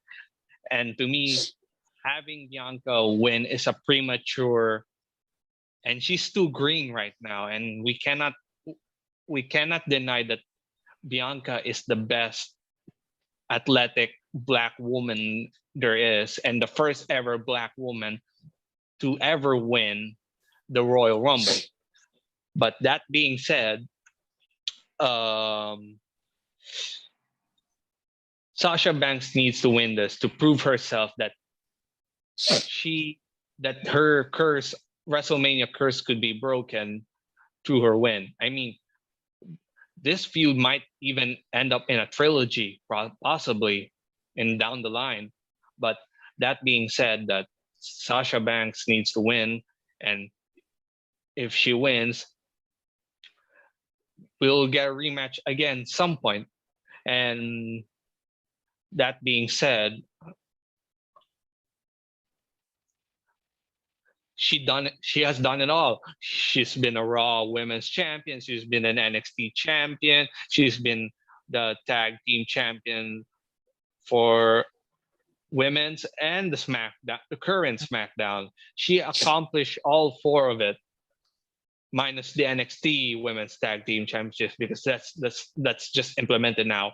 But we cannot deny that Sasha is the GOAT right now in this era of her career. I mean, she made the buzz everywhere, from Star Wars to Hot Ones, from other media. Her platform and her fan base is very big, and to see her to lose this match, it would be a disappointment for all of us. We need Sasha to win. As much as I am conflicted that I want Bianca to win, I want to give it to Sasha Banks because Sasha Banks deserves this win as much as she needs it. Case in point, that's my take. Yeah, I agree as well. Especially, I think Sasha's going to be the next. I actually think Sasha's going to be the next major WWE star to go Hollywood. I'm like, Disney told her, okay, you're going to go in DDT Boba Fett. She was involved in the freaking Star Wars franchise, one of the most profitable longevity franchises in all of entertainment history. And she gets to be a Mandalorian and and had a chance to DDT Boba Fett. Yep. Tornado DDT. Look, when you're that big of a draw, when you literally own yourself, and you already have this moniker that, oh, you're Snoop Dogg's cousin. So it's almost like you got that little bit of an asterisk next to you that you have to be up to some sort of expectation.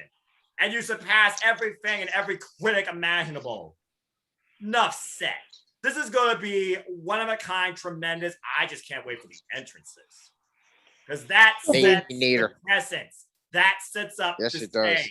And then the bell rings, and we see how they engage. Good luck to both. Own this. Own women's wrestling. Own WrestleMania. Believe it or not, folks, we only are through night one because guess what? They made WrestleMania a 2-night extravaganza. And I got to be honest. I look at night one and I look at night two. The Bianca Sasha Banks match, Cesaro and Seth alone, those two together is enough of a WrestleMania for me. But there is at least one match that extremely intrigues and entices me. Wait, Eric has a quick thought. Before we get to the match you're thinking of, we need to talk about the one match that's absolutely confusing. What the heck is a Nigerian drum fight?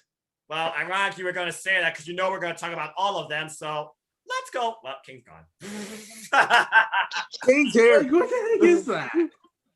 Are they going to use Okay, so look, we've had a wrestling chain fight. We've had dog food. We've had a music, a symphony of destruction. The Nigerian drum fight. Are we just gonna have people bashing drums at ringside, and then you're gonna have somebody throw through a drum, maybe a cymbal over somebody's head? And this is the 5th time now Apollo Crews, under this Nigerian royalty character, is challenging Big Intercontinental Championship. If he doesn't win the title here, the damn guy is buried and might as well go back to catering. But you gotta put a stigma on this that makes me believe the champ's gonna retain. Because this is Big E's first ever big time singles WrestleMania moment. This is beyond stupid. But I digress. I have nothing else to say on this match. Here's the thing. They could save this match if they had it in them to make this cinematic and just go all Black Panther on us. Yeah, go Wakanda. Go fight in front of a friggin' waterfall or something. This is beyond stupid.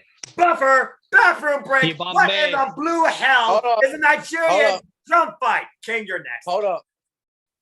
I just looked it up on Wrestle Talk of what the Nigerian fight is supposed to be about.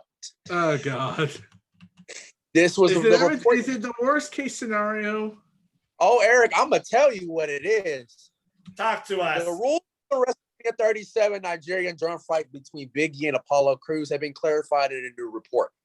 Big E and Apollo Crews are set to class WrestleMania 37. A new report has discussed this in the championship match, outlining the rules of a Nigerian drum fight. As per the latest edition of the Wrestling Observer newsletter, this bout will essentially be held as qualifications match. The general idea of the match is reportedly that the strikes will be so loud it will sound like a drum. Here is the full quote. The rules were explained as being an anything goes match. The idea is you're supposed to beat the other guy with punches and kicks so loud it sounds like a drum. Yeah. Why not just call it a strike fight? Okay. I hope someone gets hit with a drum, actually. Yeah, hit someone with a drumstick. Maybe I'll actually believe it sounds like a drum. No. I think we should just wait for the match. What is this? I think we just basic fighting with amplified microphones. Megan, your take. I think we just don't talk about takes, and we just move on and see what happens, because one, no one knows what's going on. Two, I don't think anyone cares. Whatever. Yeah, again, I like to try and keep the matches basic unless someone actually has something intriguing to say, not some long justification. I have my rant because, again, it's a souped up anything goes match with dumb effects to make it seem bigger than it absolutely isn't. It will probably be a good match because it has Big E in it anyway. A Big E's a great match, don't get me wrong. Have a music entrance. Wait. Here's my take on Nigerian drum fight. Is this your king?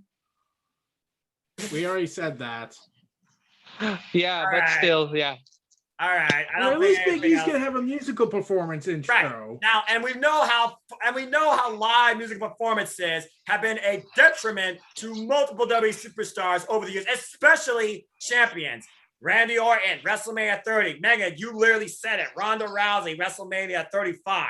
Just saying. I was there for CM Punk. Yeah. Oh, that was a great match too, by the way. I enjoyed that. Also, Bray Wyatt had a music performance. and he lost to John Cena back at WrestleMania 30.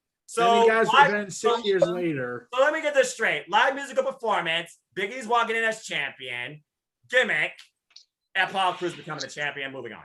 I can only hope this means Big E will finally break out and move forward towards the world title picture, because the Intercontinental title is supposed to be that gateway. I know, Eric, I'm crazy, but hey, I could be optimistic, right? I'm only human after all. I'm not a robot. I sometimes wonder if Vince is, but I digress. Well, the only robot is Charlotte. That's it. Okay, stop.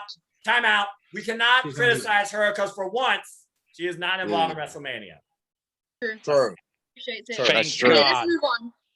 Let's move on, because Casey don't even want to talk Move about on to nonsense, another. Okay, he's got better things to deal with. Moving on. Next match, I got one word for you.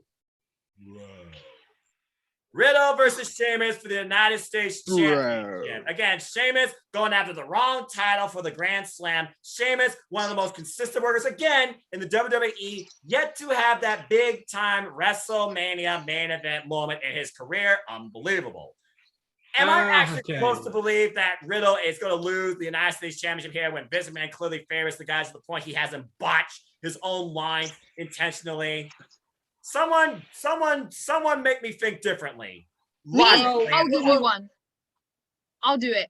I have a very good point, a thought, a prediction, a theory.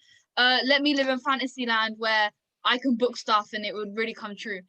What if they wanted to recreate a magical moment that happened back in the first WrestleMania I was ever allowed to stay up and watch live?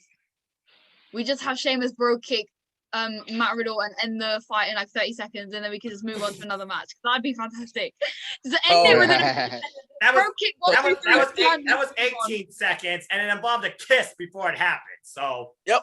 Okay, but Riddle could just flick the flip flops, get a bro kick, and be done. Move on. That would be ideal situation. Megan. There's one thing that needs to be added if that did happen.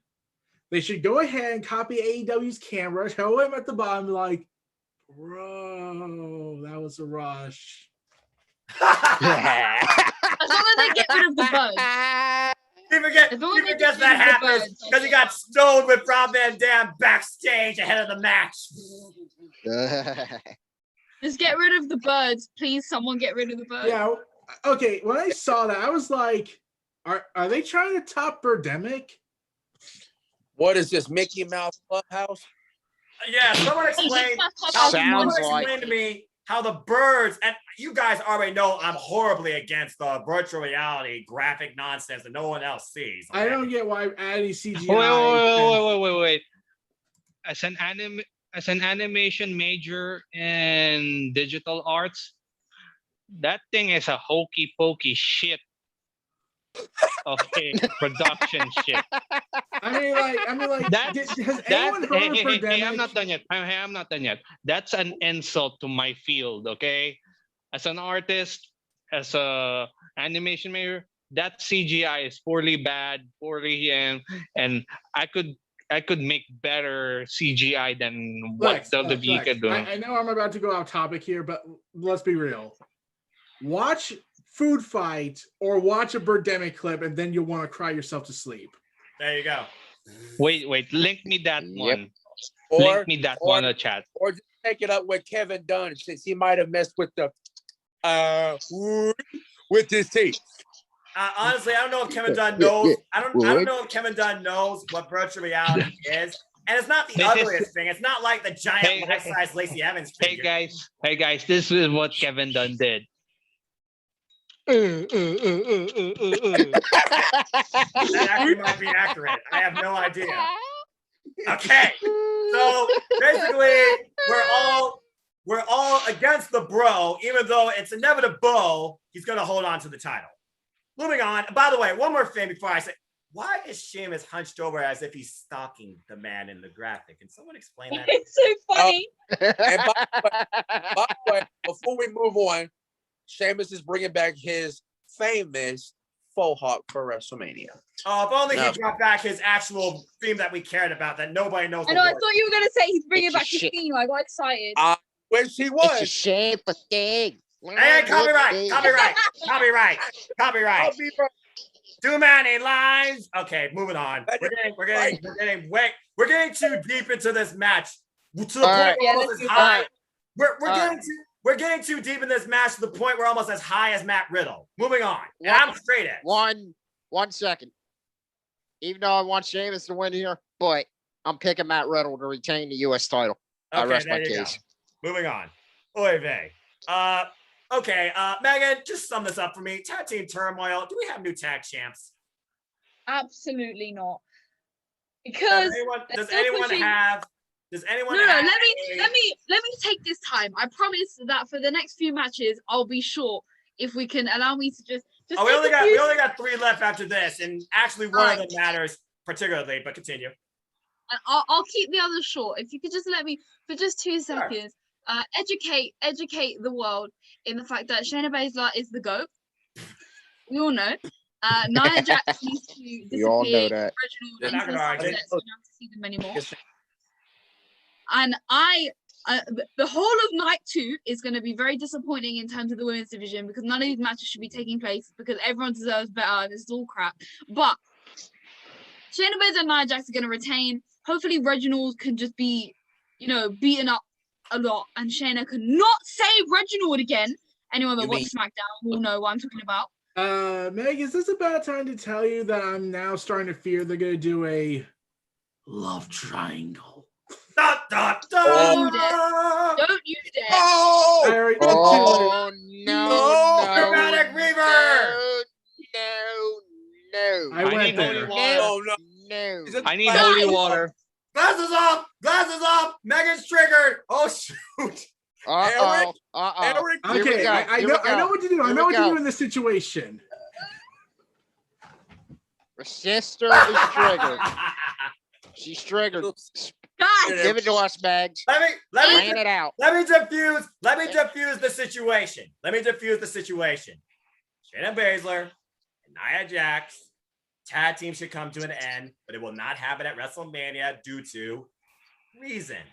Simple as that. listen, Shayna is not going to lose at WrestleMania with Nia Jax because they're going to keep pushing this stupid tag title thing. But when it ends, when we can finally put this to rest, hopefully Rhea will be Raw Women's Champ or Asuka, either one I don't mind, so that Shayna can finally finish up the history she has with them, hopefully in the triple threat, which should have been the match at WrestleMania. Because think about it, Shayna has history with Asuka. We still haven't got this one-on-one match with Asuka that we should have got from Elimination Chamber last year. Think about it, they built that, and we still haven't got that moment that we deserve. Also, Rhea and Shayna Part 2, I'd love to see Shayna actually win this. But all I'm saying is there was a match made there, and they let it go. They let it go because Nia and Reginald are apparently more important than Shayna and her iconic NXT dominant title reign that, we just forget that happened because now Shayna's doing TikToks and involved in love triangles with Reginald. But get your blood pressure in order before I call Dr. Shelby. All I'm gonna say. All I'm gonna say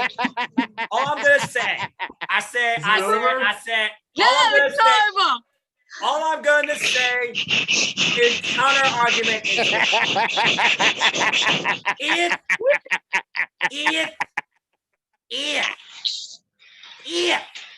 if they give Naomi her hometown moment, it truly could cause Shayna. Let me talk to you. It truly could cause Shayna to snap, and she could break Reginald in half, letting Nia Jax pick up the fallen pieces of her new boyfriend on her own. And Shayna Baszler goes on to try and dominate the division by herself. You are the freaking person that wants Shayna Baszler to be a solo star. And you're telling me you still want this love triangle impending to continue because you want Shayna to still have that crap around her waist. You are by far the most WWE fan I have ever had the pleasure to conversate with. And I'm the You want to give Lana a title?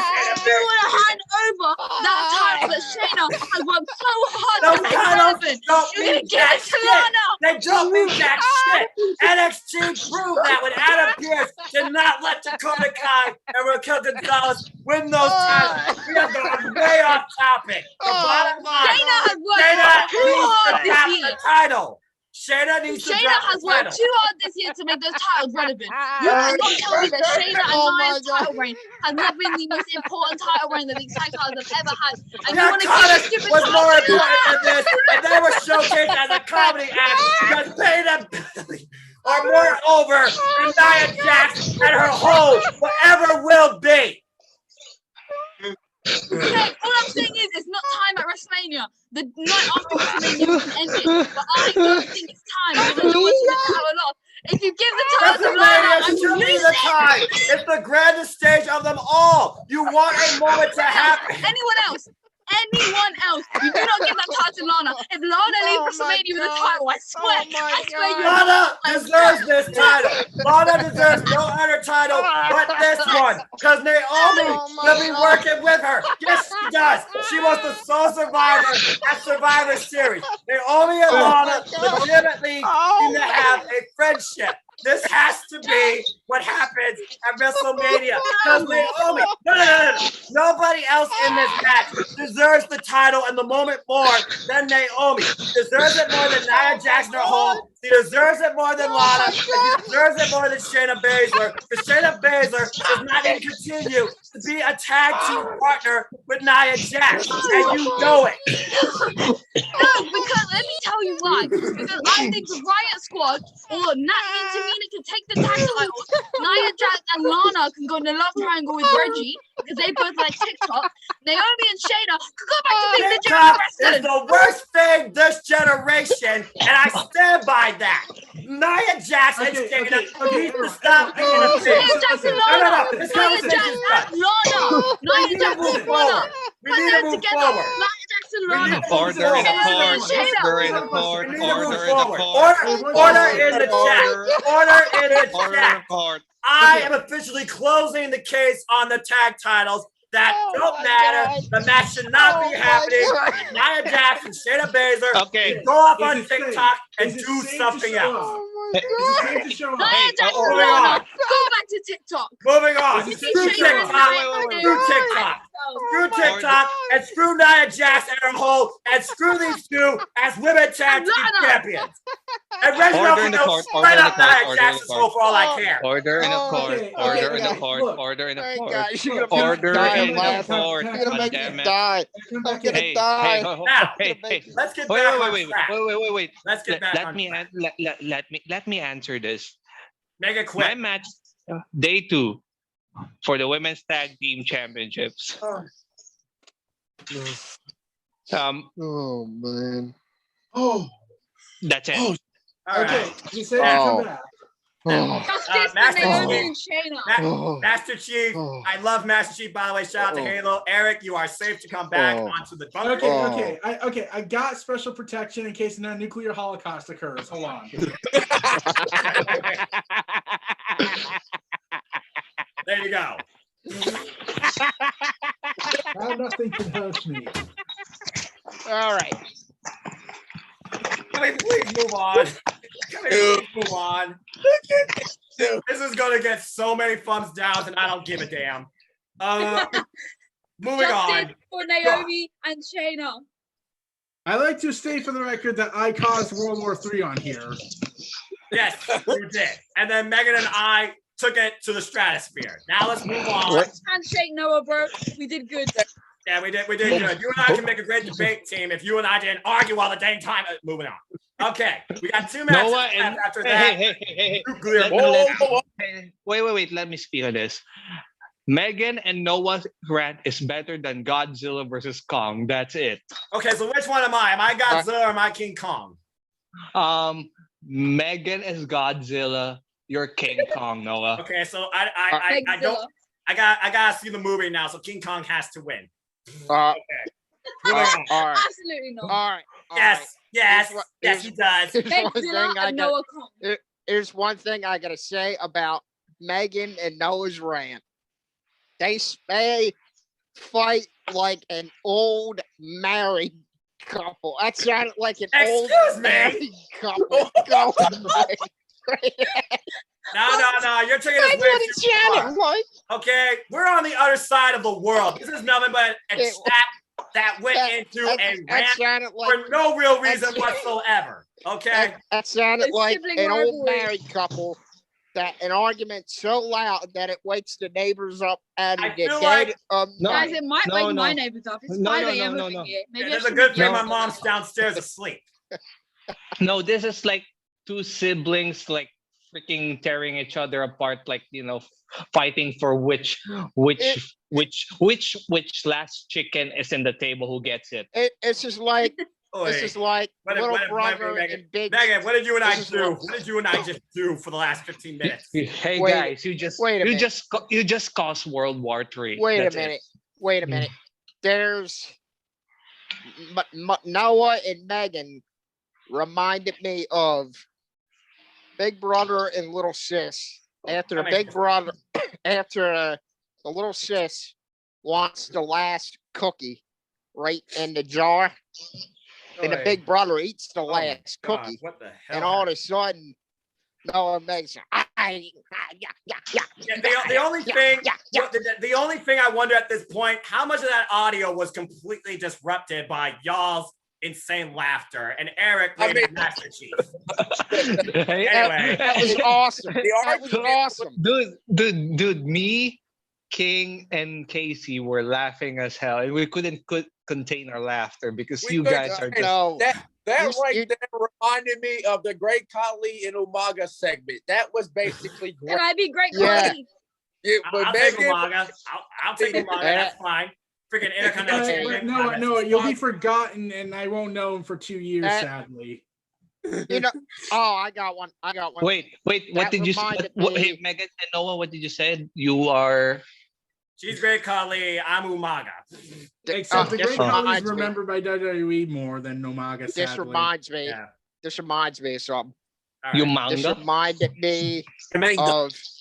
This reminded me of when Paul Heyman and JR used to go at it Oh, on the commentary. Okay, I'm definitely And JR. Jack- Like, kiss my ass.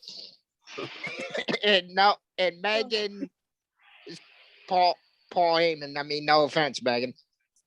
And I take it. Paul Heyman's cool. I'm a Paul And Heyman. I girl. mean, reminds I respect me- Paul Heyman. Yeah, JR, Paul Paul Heyman. Heyman, great Paul great Heyman girl. commentary team. and you remember that moment where When Paul you talking about Heyman when you got talking about Stone Cold going off the bridge, he's like, "Ain't not a damn thing you can do about it." As like, I love Uh, that rant. Paul Heyman protecting Kurt Angle. Oh yeah, you're mine. And he's like, "No, I'm not." Well, again, guys, we are way off topic, and believe it or not, Yeah, there's we still should. Yeah. 4 matches left. Can we please move forward? yeah, yeah. Oh, please. man. Look at Can that. we not talk about the Raw Women's title unless you want me to go off again? You wanna Never go mind. back to? Oh no, my lungs. I don't know how much more my But lungs. don't worry, Dude, don't worry. all We're that gonna laugh. talk about that right now. We're gonna talk about the rivalry that seems to never end. But who the fuck is Logan Paul? Anyway, Oh, stop, man.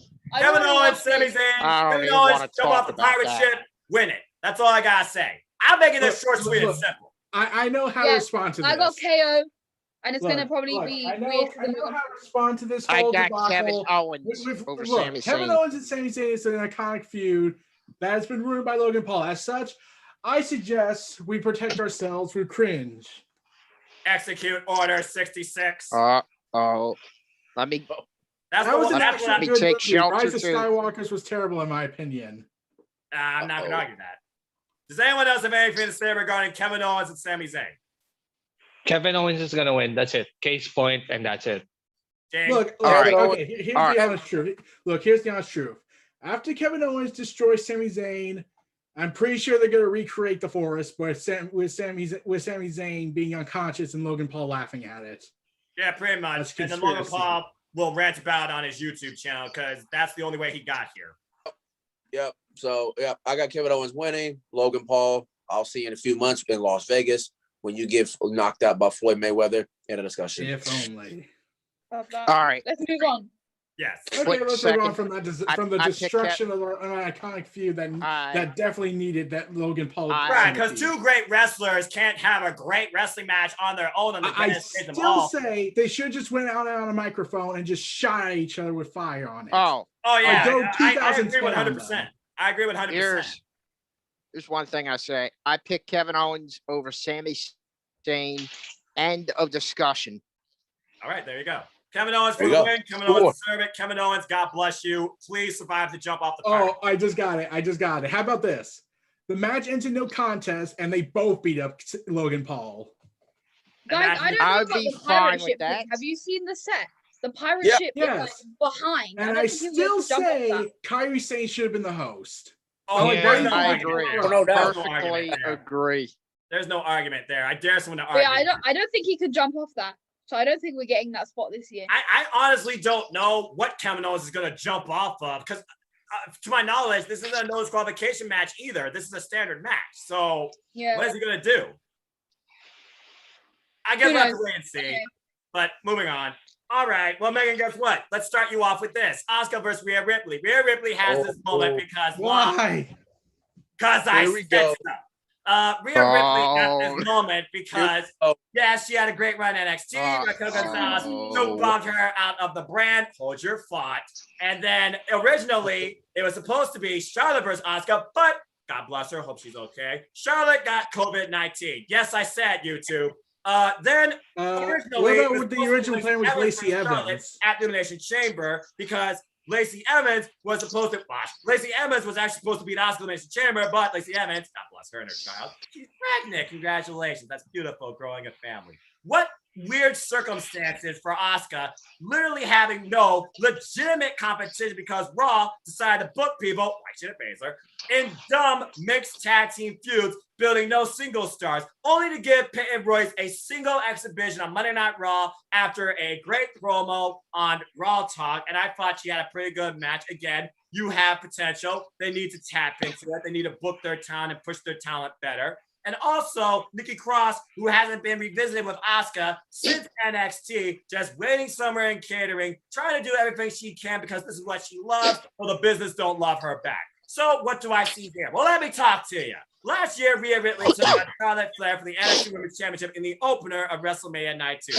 Guess who won? Charlotte Flair. Most people believe that was due to a visa issue, and people believe Rhea Ripley deserved that moment. But it didn't happen. So what do? You revitalize that moment in front of 25,000 people where Asuka has legitimately beaten everybody, booked as a single, on the Monday Night Raw roster, and you reset Incorrect. the Raw roster outlook with Rhea Ripley at the forefront. Now, who But takes you on have to Rhea consider Ripley this. You after have to that? consider this, Noah. You have to consider this. Asuka has not yet won at WrestleMania, unfortunately, because politicking. Yeah, and that's why I because think that's going to America. continue. Yeah, I know. Vince is an idiot. I know that. And that's why I feel it's going to continue. I feel they're going to give Rhea Ripley her moment that she didn't get last year. Megan, you can rant, you can yell, you can do whatever the hell you want and say any name you want outside Shayna Baszler. But the bottom line is this. These are the two you're dealing with. And one of them, after this Take episode is cover. done, will start off the new era of Monday Night Raw as the women's champion. You either continue with Asuka, who has nothing, or you try and rebuild this division with a new face in Rhea Ripley. Now you may speak. Let me channel my inner Jinder Mahal and my Shanti and let's keep calm. Yes. We'll not rant today. But I've said this from the beginning that this match should not be happening. I've got to a point where the Raw Women's division is honestly failing so bad. And I know everyone wants Io Shirai to go to SmackDown to be better for her, but in terms of the actual Raw division, in terms of WWE as a whole, Raw needs Io Shirai. Raw needs more superstars that are actually going to be able to build a division around. Because, Oscar's beaten everyone, she hasn't beaten Shayna, but it's okay. We'll move on. Okay, we'll move on. The thing is, either you can book it two ways, because I can see this going either way, because WWE lack any brain cells. So you can say Rhea Ripley's a more logical option, but they don't follow logic. So really I can see it going either way. You either have Oscar that's gonna win, right? And Oscar wins, and in my fantasy world, Oscar and Shayna finally get this title, this title run that has been brewing for over a year now. So we still haven't had this big feud that should have, and even like a few weeks ago, not like they just completely forgot about it. They really brought it up a few weeks ago with Shayna knocking out her teeth, and then all that crazy stuff that happened. But they just dropped it again because logic. What's that? What is logic? Baby, don't hurt me. The next song by Weird Al Yankovic. There's an Continue. opportunity for Oscar to win and still have a plan moving forward if we can get rid of Nia Jackson Reginald, which could happen if Shayna and Nia loses the titles. There is There, now you finally are speaking with sense. But there is a slight way that this could work for Oscar to win. But also, Rhea rebuilding the division would work very well. But the problem is that the second you made Oscar the champion in May last year, what happened? We were screwed because the division is so flat. What happens when Rhea then becomes champ? The division is still flat. Nothing has changed. Nothing has changed except for Rhea has been added. So you give Rhea the title. What happens in a month, 2 months? The division is so boring that after a while, everyone's going to get bored of Rhea, and that scares me. I think, we're going to talk about Bianca Belair maybe it being too soon. I don't necessarily agree with the too soon thing, mainly because Paige stepped into WWE on her first night and won the Divas Championship, and no one ever got bored of her. So I don't think that the too soon thing does come into play here, but I just worry that people will get bored of her because the division is flat.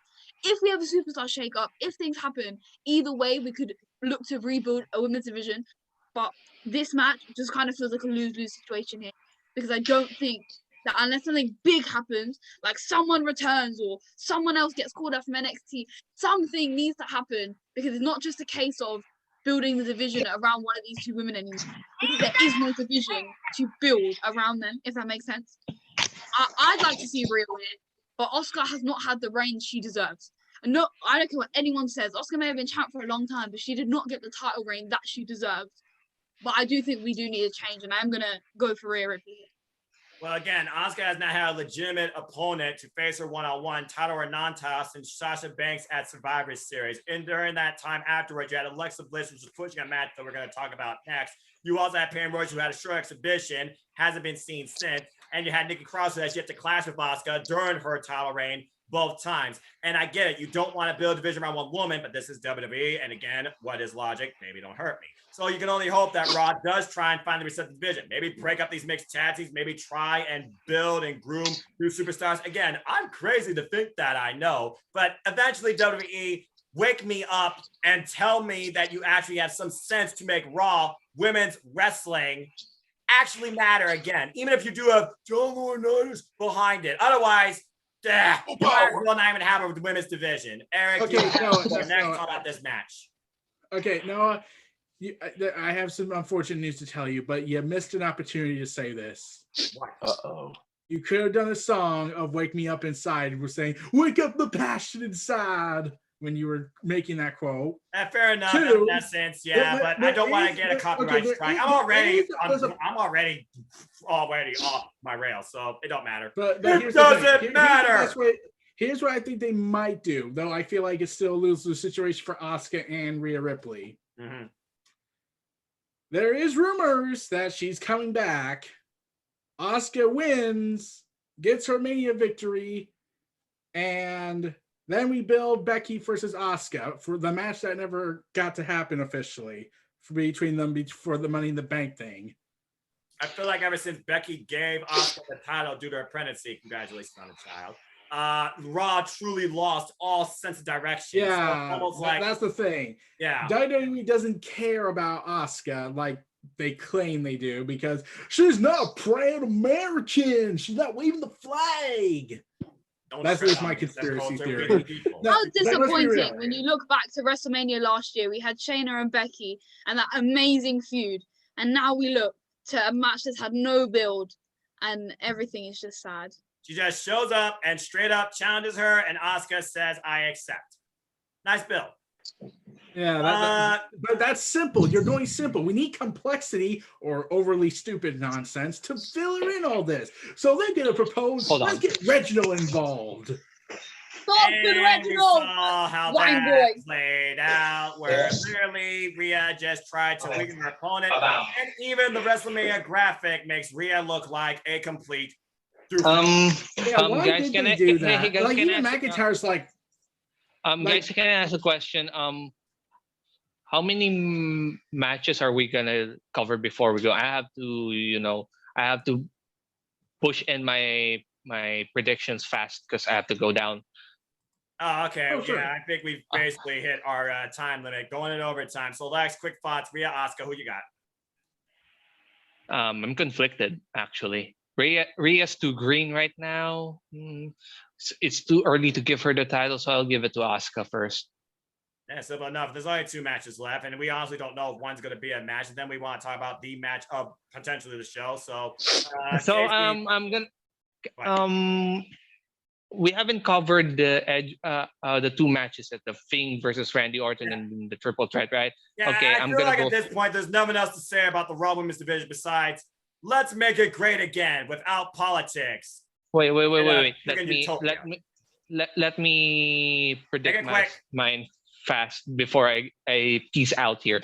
For the Fiend versus Randy Orton, the Fiend, of course, and the triple threat. That being said, Edge. My pick is Edge. That's simple enough, ladies and gentlemen. Okay. Enough training. See you tomorrow night for WrestleMania or later today. Hey, folks, welcome to Saturday. Very much. Thanks, guys. Take care, buddy. All right, Eric, I'm gonna let Take you care, start. buddy. I'm gonna let you start off this conversation because you have tried to tie together all sorts of fiction and universes with an incredibly creative mind, as King's phone just went because they don't know either. Literally, as we look towards, botch. You can tell how tired I am and how much of a rant I'm on regarding women's wrestling on Raw.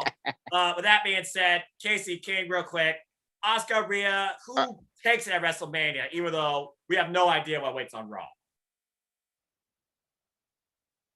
All right. Asuka, with Asuka and Rhea match going on. Even though I want Asuka to win this match, but my pick is on Rhea Ripley here because you don't know where WWE is going to do. I mean, even though I disagree with Rhea winning because it would be too soon and people would get easily bored of Rhea if she wins the Raw Women's title. But I can see them making a big mistake by going with Rhea Ripley here. So I'm using my intelligence for once here, and I'm picking Rhea Ripley over Asuka. I just realized something. Go ahead, King. Where do I start with this? All right, let's just go like this. If you wanted to have Rhea Ripley in the plans before the whole Charlotte thing, as my phone went down again.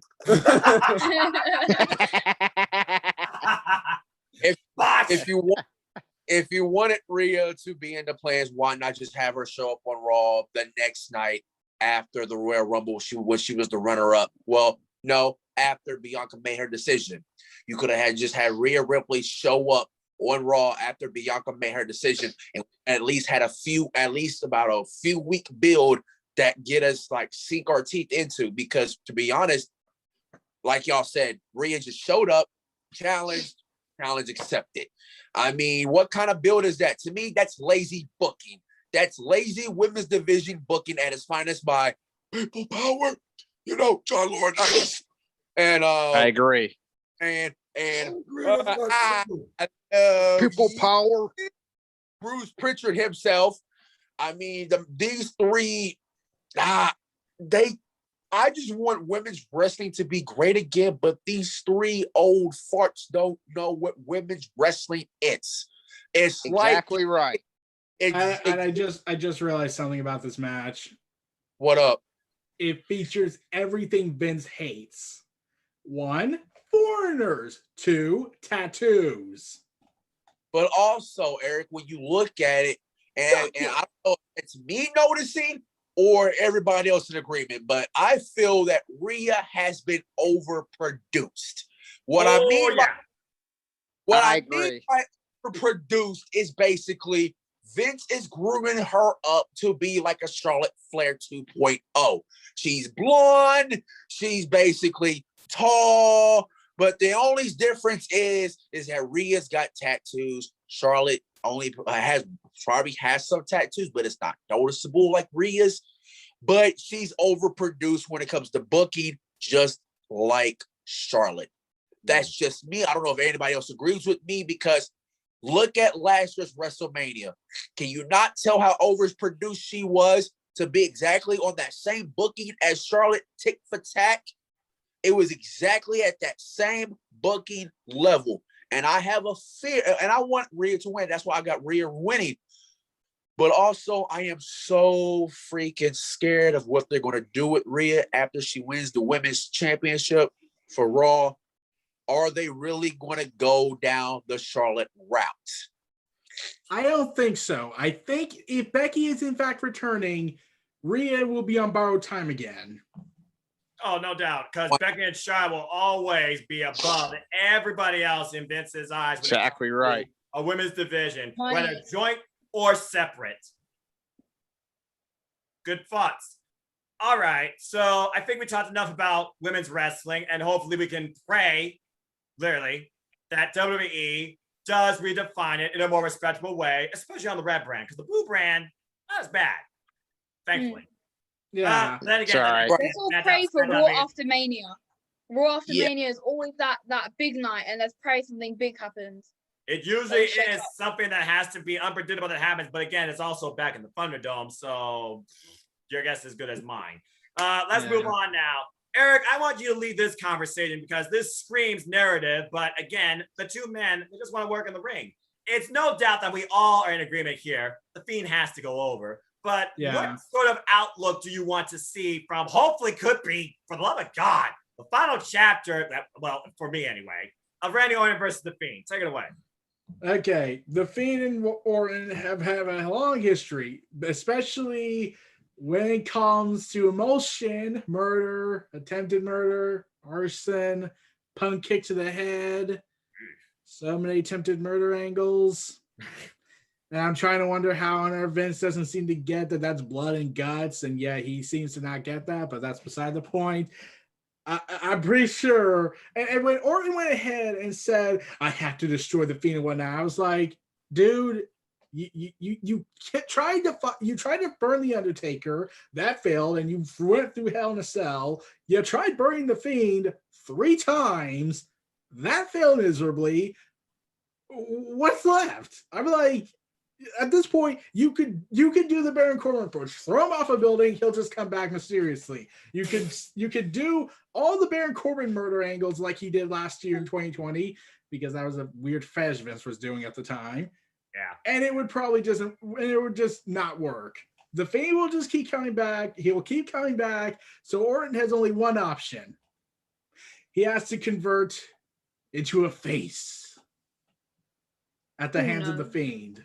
Like, let's be real. The Fiend has to have that characteristic where he changes people. Everyone he's fought have been all heroes and one being a crybaby, but that's Seth Rollins' lifestyle choice. Good point. No offense, Megan. She's silent.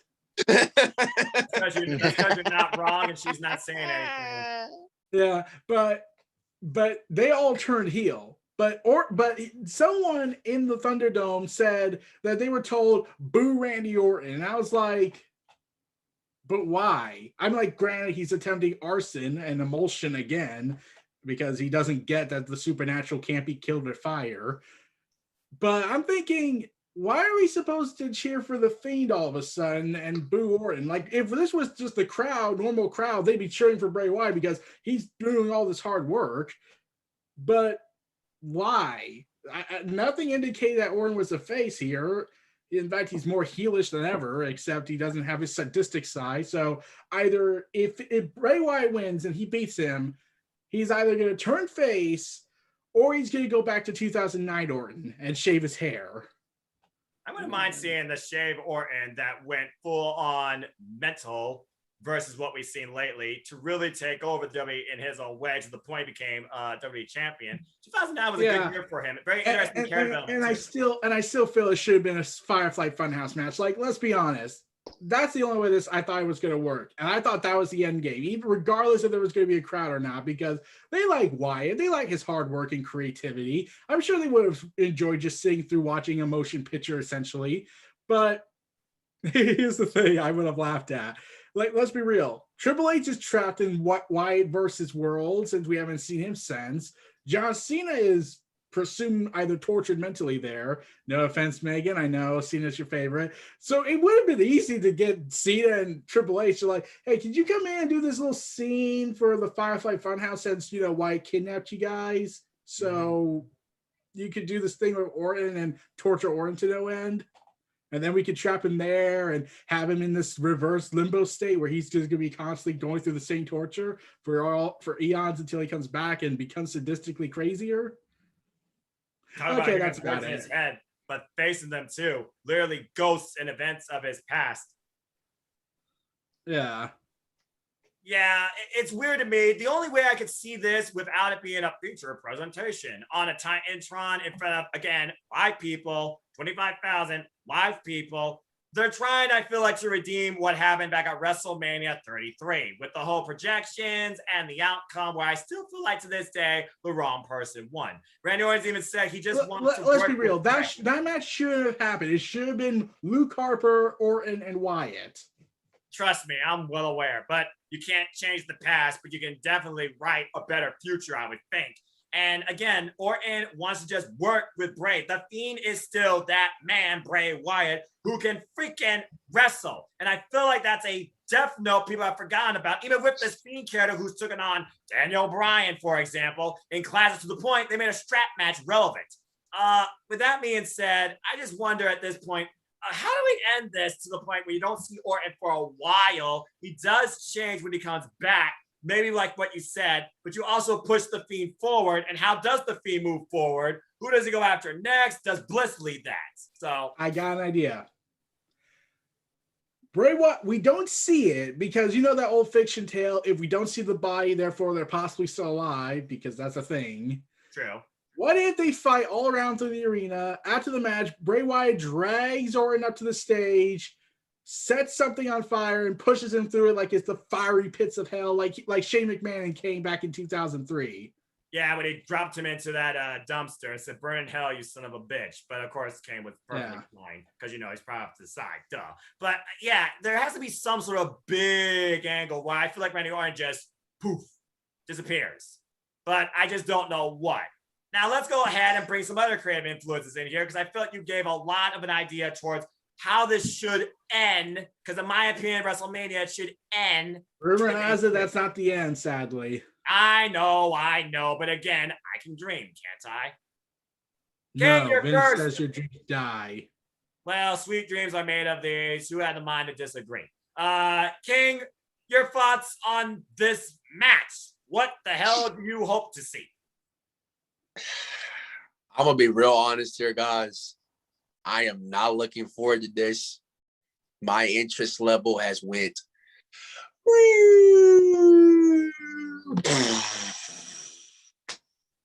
Jeez. Honestly, let's be real. I'm pretty sure Noah and Queen's fight today was already better than this match. Yes, it is. I- Way better. Yep. I can't wait to see Exactly. how bad the audio is in the final recording. Oh, I gotta see that. I gotta see the replay. Oh, it's gonna be We should Yep. charge Yep. people for you to the fight. It's gonna be gibberish. It's gonna be gibberish and a bunch of laughter. I can tell already. It's gonna kill people's ears. Warning to folks that actually made it this far. Sorry, headphone users. Oh, so sorry.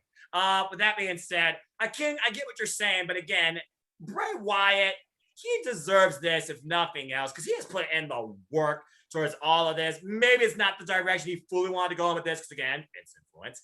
But I do hope he does finally get the big time in front of a crowd WrestleMania moment. So just think about Bray. What do you want for Bray in the end here?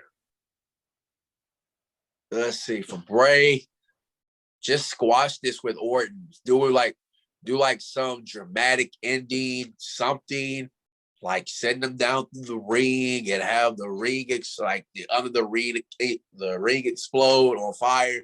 Something. Ring explode. Squash this and let Bray move on from this, because to be honest, like ever since he's been back, I mean, I still think of that redundant day that basically killed any future hopes that I like, anything I have for him. And y'all know the redundant date I'm talking about. That's why I'm not even going to mention it. Please don't, because it ripped my mouth apart one day I had a dental surgery. Exactly. That's why I'm not even going to mention During that my date. birthday. Yep. So that's the reason why, anything that has to do with them at this point, I feel like it's going to take a long, and I mean long steps to be back to that same Fiend he once was before a certain, botch himself had to ruin it. Like he almost kills the Undertaker, he's rewarded for it. That makes sense. Yeah, exactly. Money, creative, politics. But yeah, again, it seems like bottom line, Randy Orton needs to be dramatically written off. Casey, anything further to add before we go to Megan? All right. Fiend versus Randy Orton match here. My interest level, like King said, my level right now is my mode is I'm in an I don't give a damn mode about this match. That's sad when you figure out who's involved in it. Because again, it's the way they booked it into oblivion. Right. And I picked the Fiend over Randy Orton here because it's very obvious the Fiend is going to win right here, because how many times are you going to do Randy Orton versus Bray Wyatt? I mean, we've seen it happen back at Mania 33. I mean, once back in Mania 33 in House of Horrors match. I mean, come the hell on. I mean, how many times you're going to have Randy Orton burn the thing? I mean, what else is Randy Orton going to do? Punt him right in the damn skull. Punt him right in the damn skull like he did Shawn Michaels, Christian, Edge, and the rest of the others. Husky I mean, Harris. come on now. I mean, yeah. I mean, and Bray, and Bray all of a sudden comes back years late, like changes to Husky Harris in the middle of the match, and then Orton gets freaked out and all this. And but I see the Fiend winning here over Randy Orton, because Randy Orton needs to be written off television where he can have time off. I mean, Orton desperately needs time off because he's been booked in the same bullshit constantly going on, because where it's starting to become boring now. I mean, just get this damn feud over with so we don't have to look at it anymore, because people don't give a shit right now because their interest level is at 0. Well, it comes down to if you believe in the supernatural, how long can you follow it? It's not like the series from the CW. That being said, Megan, 2 of the most consistent workers of the pandemic era. They really feel like a never-ending story. I feel it has to end at WrestleMania. But how do you write an ending that basically brings everybody a sense of bravo or satisfaction for both these two on the grandest stage of them all? Listen, I'm not a writer. I really don't know how they're going to end it. It does have to end, though. There's loads of different ways it can go down. I'm not sure how personally I would do it. I know it does have to end now. I'm looking forward to this match. I think that whether your entry excitement, like wherever that is between 1 to 10, whether you're really hyped, whether you're not, the match itself, I think everyone knows it will be good. There'll be some kind of WrestleMania moment of some crazy dramatics. They're both really good wrestlers. I think the match itself will be good, and we won't be, especially if your expectations are already low, guys. It can't get any worse than this. You know it's going to be a step up for whatever you're already. Look, I can just say this. Yeah. If Logan Paul gets involved in Kevin Owens and Sami Zayn, then that will be the worst match of the night for me. Yeah, I agree. Amen. Same here. Yeah. But I think Randy Orton, the thing, is going to be an okay match. I mean, it ain't going to be that boring, and I think they're going to do a lot of interesting stuff, and they're going to play up to defeat Bray's character in this match to perfection. I just thought of something. I'm taking your quote, Eric. Wasn't Ciampa the one that says Randy Orton matches help him sleep? Yeah.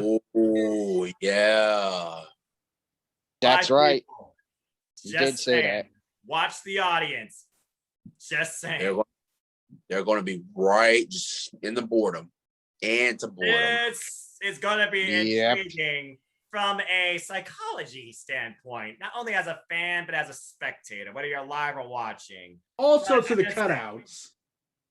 Exactly. Oh, yeah. Yeah, cardboard cutouts in the crowd. Yep. About that. Wait, they're really doing that? They are. They are because we don't want to be real.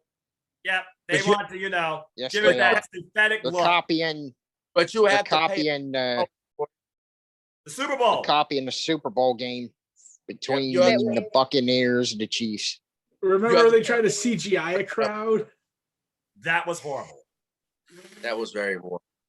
That's a bit Oh God, weird. yes, it was. Yeah, imagine sitting next to a fake person. That's not cartoon. Yeah, That's a bit weird. that's a little,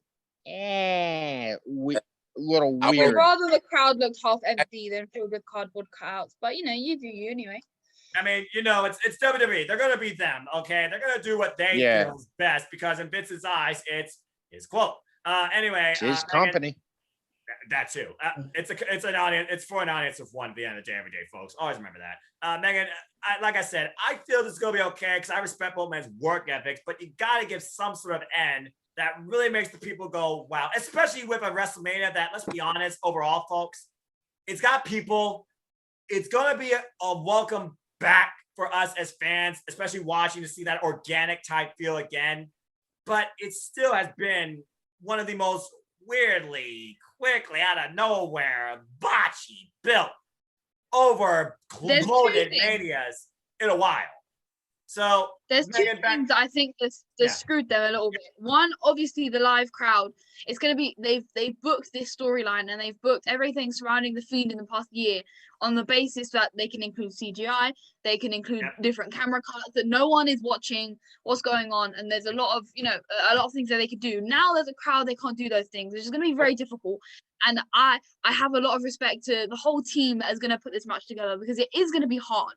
It's Oh, not I don't know whether they knew this was going to happen and they're prepared, or whether they were just taking one day at a time, which a lot of people have been doing the past year, and didn't really prepare for, there's going to be a crowd and they can't do all this crazy stuff now.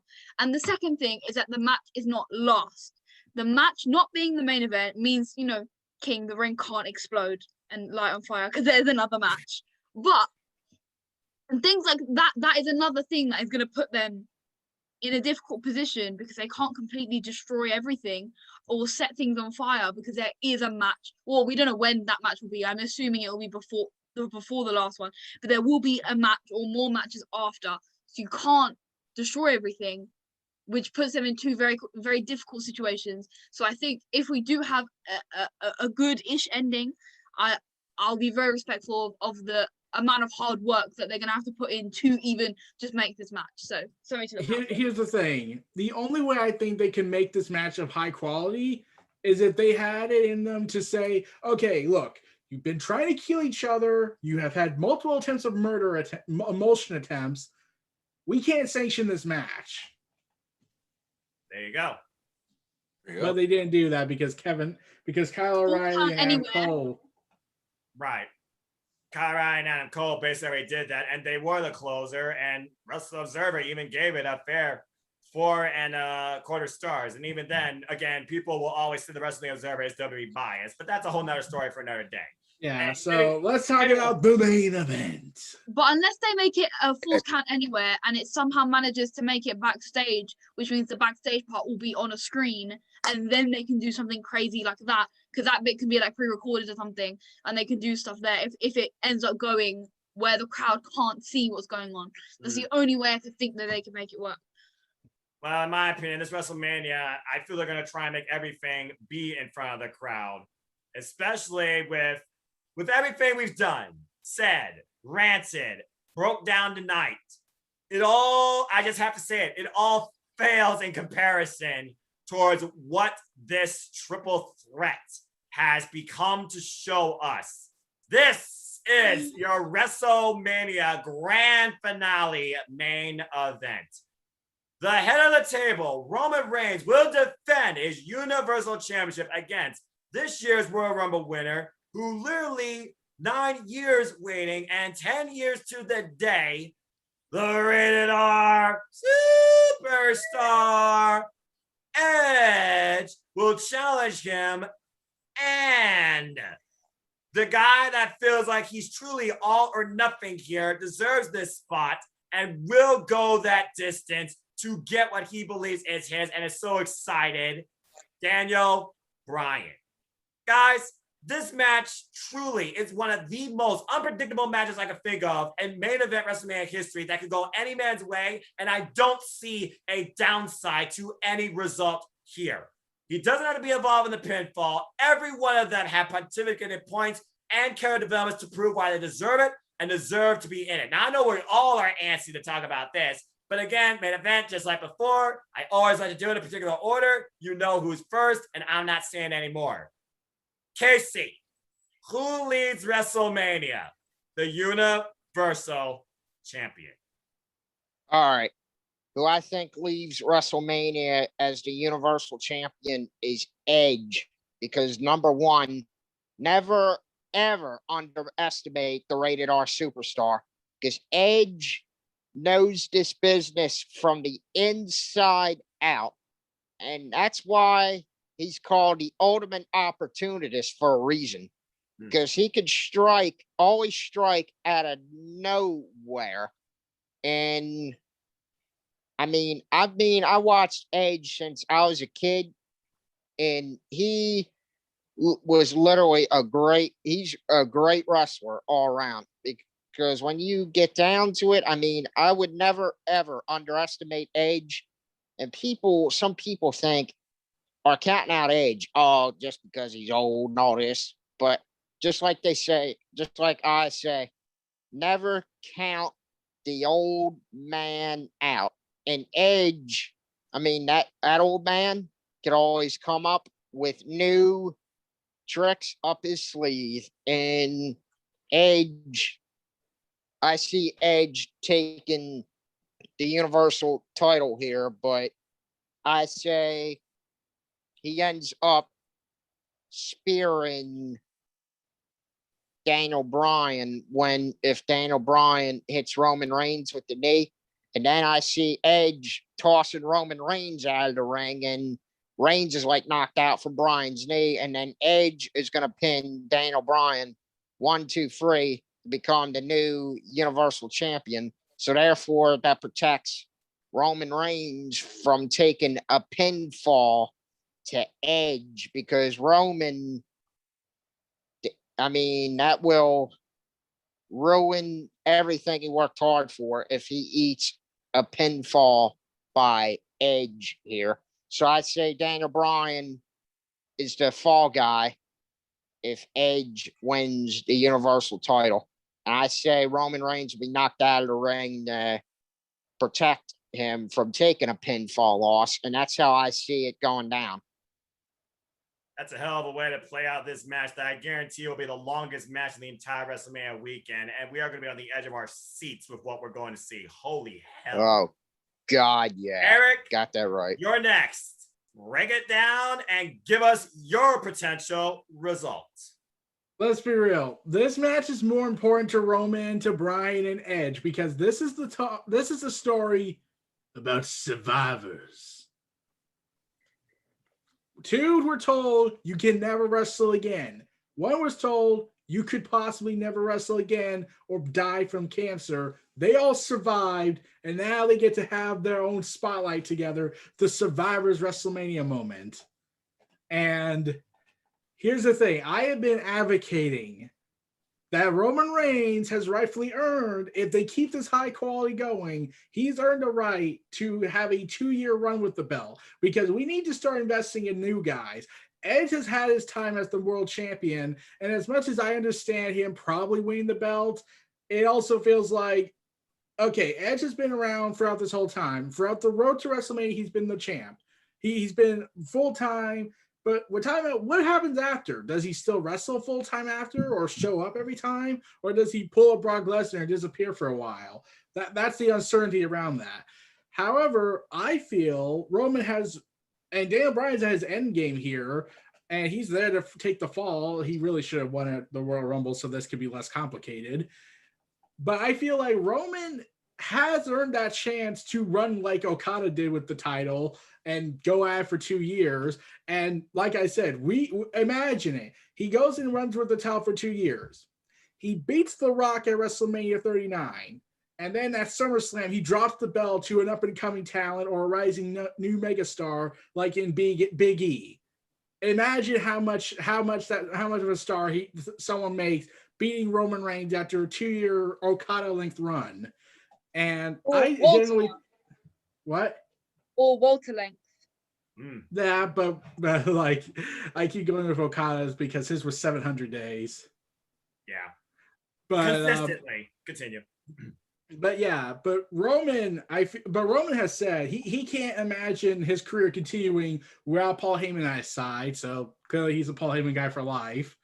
At least until Brock Lesnar comes back and says, I'm the Paul Heyman guy. And no, I'm the Paul Heyman guy. And then they fight over who's the best Paul Heyman guy, probably. And then so I feel like Roman, okay, this is what I actually think. Roman is going to do the inverse ending to WrestleMania 31. He does what Seth Rollins did. He takes out Edge, he pins Bryan, runs him off with a title, and just does Seth Rollins' ultimate opportunist, just like mocking Edge, saying he's now the new ultimate opportunist. I like that. You got a good point. That's a good point right there. Very good point. Brings that spear, especially it also shows Roman being better than Edge as he participated in a hell of a closing promo this SmackDown. As we saw, he says, this match is about dreamers. Well, I'm here to bring you back to reality. Daniel Bryan. Yeah, and then I realized, and then I remembered. Roman has been copying certain antics of Paul Heyman and Brock Lesnar, where Brock Lesnar kept screaming all night long, and then Roman starts doing it. Yep. Paul Heyman brings up family, Roman starts bringing up family to Kevin Owens. And now I'm thinking, oh, imagine if he just went ahead and just did stuff like Brock Lesnar in this match and starts screaming something with City in it. There you go. And then he starts pulling off suplexes, or maybe just does Spear, calls it Spear City, bitch. There's so many different ways I see this going. Again, I'm salivating. Gang, yes. In there. So I genuinely think Roman has the shot at winning this. And then we can move forward and dream what's going to happen at the next WrestleMania. And hopefully at WrestleMania 39, he fights The Rock and dethrones him as the tribal chief. And then he drops the belt at SummerSlam to Big E or some other up-and-coming star. And makes them the next mega star in wrestling. I keep saying it. Short-term feuds to come. I feel like our big answer is out, but we can talk about that after WrestleMania concludes. I'm sure I have some brief thoughts. King, you've been sitting there, you've been waiting, you've been anticipating this match discussion all night long. We saw all three men give us their own promos. In my opinion, though, Edge, promo of the entire bill tonight. Your thoughts on this match? What do you expect? When I've been hearing Edge's promo for the past few weeks, I saw passion. I saw heart. It reminded me of the rated R superstar himself when I hear those promos that I've been hearing for these past few weeks. When I say that, it's because of the fact that's the Edge I'm used to. The same Edge that invaded John Cena's home in West Newbury, Massachusetts, and invaded his house with his dad in the house in their Raw rivalry in 2007 that led up to Unforgiving and that TLC classic main event in Toronto. Right. It was 2006, by the way, botched, but continue. One of my favorite pay-per-views, by the way. Continue. And then I'm just like, that's the Edge we should have had all along. Not the babyface that led into this moment. That should have been the Edge that we had from the get-go. And then you look at Roman. He even said it tonight. He's been carrying SmackDown on his back for the past 30 weeks plus. And then you got, sorry, King, but you also got to remember, he also had to carry WWE whenever they did stupid stuff before SmackDown. Third party bands, everyone. Roman has been on the hottest momentum ever since SummerSlam that night happened. We have all wanted it for the past 5 years. And that's for Roman to turn heel. We got that. Imagine if we didn't have the Thunderdome. Can You guys imagine Roman still being a babyface without this white hot momentum he's been on. Think about that. Think about that. Without this heel turn, I think Roman will still be a babyface if we still had crowds to this day. And then you look at Daniel Bryan. We're right back at WrestleMania 30 all over again, which I didn't mind, and I don't mind it now. But this is where I feel like, Eric, you touched on it. But Roman has earned that Okada reign. He has earned it for the way he's been carrying WWE on his back. If I have to boil it down to it, and this is where I'm so conflicted between all three guys, because these three have been always, and I mean always on their A game. Edge, and even at Edge, who came back from triple fusion neck surgery. Triple fusion. And he said it himself. He's the first person in sports and in sports entertainment to ever come back from triple fusion neck surgery. If I have to boil it down to it, Roman is going to retain. Daniel will take the pinfall. And where does that leave Edge in all of this? Are we still going to see more of Edge full-time or part-time? Or is that just basically the end of Edge right there? And in closing, either way, this main event is going to still night 2. Either way we look at it. This is going to be one roller coaster of a ride. We better strap in and get ready for this ride, because I got Roman retaining. End of story. Believe that. Megan, again, Edge, he came back as the sympathetic welcome, and he's finally channeling in his ultimate opportunist. Daniel Bryan says the new Daniel Bryan, channeling back the energy, though, that he garnered back at WrestleMania 30. And Roman Reigns, he is truly on a whole nother level ever since becoming the head of the table with Paul Heyman at his side in his methodical, slow delivery and promo, and the way he tells a story in the ring, much more vocally than physically, with a much more slower pace. That being said, both these men, they both have gotten the best of this guy. Daniel Bryan forcing the tap out, Edge spearing the hell out of him. Edge this close to concertoing both his opposition. Will we see a concerto? Will we see a spear frenzy? Will we see Roman tap out? Will Roman persevere? And will Roman pin either Daniel Bryan or Edge? There's so many different ways this can go.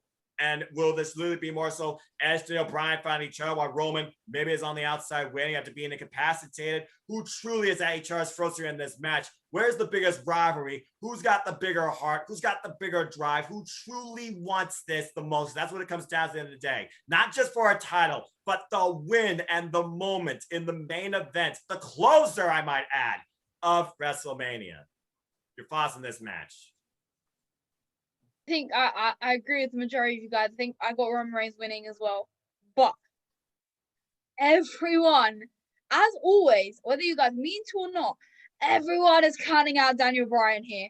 And that's a big mistake, guys. Everyone is doing it. Everyone is saying Bryan's going to take the pin. Bryan's just there to say that. Guys, it's Daniel freaking Bryan. If he pulls off this win, I will not be surprised. I will be repping my Daniel Bryan shirt more than likely, because I would love him to win. I could never say no to a Daniel Bryan title reign. I do see Roman Reigns carrying on, though. His momentum is too high for this to end. But I think no matter who wins, the next feud will be whoever wasn't pinned. So if Roman Reigns pins Daniel Bryan, then I think Roman and Edge will have their one-on-one. If Edge is the one that's pinned, then Bryan and Reigns will have their one-on-one, or whatever combination it works out in. You know, the classic, I wasn't the one that was pinned, I deserve a rematch. That boring thing will probably happen next. Again, it will definitely be match of the night. Probably match of the weekend. I don't know if we could say match of the week, because NXT really did set high standards. No matter which way it goes, it will be great. But out of all three, the one I can't see winning as much is Edge, because there's so many things he said he wanted to do, so many people he said he wanted to face. I don't think that he's gonna be completely full-time enough to hold the title and carry forward the amazing work that Reigns has done. I don't think it's time for SmackDown to be led by anyone other than Roman Reigns. Whether you look at the title or not, Roman Reigns is the leader of SmackDown right now. And that's the best. It's best for business to have Roman Reigns continue to lead SmackDown into the future. Yeah. Fair point. Fair point. And I do like the fact you do still impose the idea of the guy not involved in the fall, still involved towards the title picture. Again, Edge, who truly feels like he was the one that really was screwed here the most because he's not getting this legitimate one-on-one when he wanted the Royal Rumble. And as you said, come back with triple fusion neck surgery. Son Goku from NoDQ just brought an interesting point. I was looking at my phone. He literally said this will be the first time that a Hall of Famer post Hall of Fame induction will be main eventing WrestleMania for a title. Edge has everything going, it seems, on his side, channeling his ultimate opportunist, literally the drive, the motivation. People say the history is there, and it's like all the dates align. So again, I can see why people do favor Edge. That being said, Daniel Bryan, again, one of the most consistent workers that we've come to know and love in the WWE, who truly loves wrestling. I could definitely see him maybe pulling out ultimate opportunity, coming in here with a flash knee strike. And then, of course, you have Roman, who wants to break both these men's dreams, prove he's the opportunist. We might literally be one spear away from having him hold this title. There are so many different ways we can see this play out. This is almost like butterfly effect when you think about the different tree branches towards how this match progresses, who's involved in the end. All three, only two men. Someone just dragged from the outside back into the ring. Where will the ref go down? Will Jey Uso be involved here? Because there's nobody on Daniel Bryan or Edge's behalf that can get involved here. It's as simple as that, as far as that circumstance goes. There are so many different ways to look at how this match plays out. But in the end, I have to agree with the majority. I believe Roman Reigns will give us the ultimate pyro explosion, holding that belt above his head. Believe that. Eric, third or thoughts? Thinking of that, this has got posted about 10 minutes ago. They just revealed the set. Oh, did they? Yeah, Did they? Yeah. On pirate ship and everything. Yeah, and they just fired Pirate off the ship is like- cannons and pyro. Okay, so they did a test, basically. Well, that's going to look so nice. And to think, again, WrestleMania, 1 hour. That's going to look fantastic. 1 hour kickoff, 7 p.m. Eastern Standard Time, and then 8 p.m. Eastern Standard Time, it all kicks off. And literally, folks, happy WrestleMania Day. We're in Saturday. It's 12:50 a.m. here on the East Standard Coast. We literally have gone on longer than ever. And again, I apologize, folks, on that rant. This is nothing professional. This is not monetary. This is just 5, 6 friends coming together, talking, discussing, analyzing, predicting, fantasy booking, appreciating, and enjoying wrestling. We hope you enjoyed the ride too. Before I close this out, is there anybody with any last thoughts regarding this match or WrestleMania or anything we discussed? Here's the thing. The reason Justice why for Bailey. Yeah, that's it. Justice for Bailey, too. Justice for Justice Bailey. for Bailey. Hashtag justice for Bailey. But Justice I did for want to Bailey. say this about why I say Bryan's not going to win. He has already publicly said that this is his last run as a full-time guy. So I can see him ending his full-time run at WrestleMania, then disappearing for a while, maybe doing a 90-day return, then disappearing for 90 days and doing a part-time run. Right, he wants to focus more on being a father. And we've already seen Edge. And I do think if they do this, I think between SummerSlam and whatever pay-per-view happens between the two, before SummerSlam, I think we're going to see Edge and Bryan one more time, 60-minute Iron Man match. Ooh. To determine who fights Roman at SummerSlam. That would be insane. Imagine Roman Reigns saying that up. You want to really go against me? Then prove it to me. That would be a classic.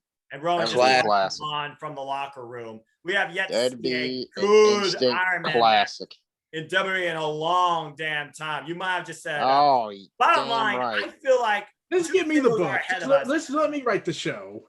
Yeah, you might as well. Yeah, I hear you. Are ahead of us. You do a good job.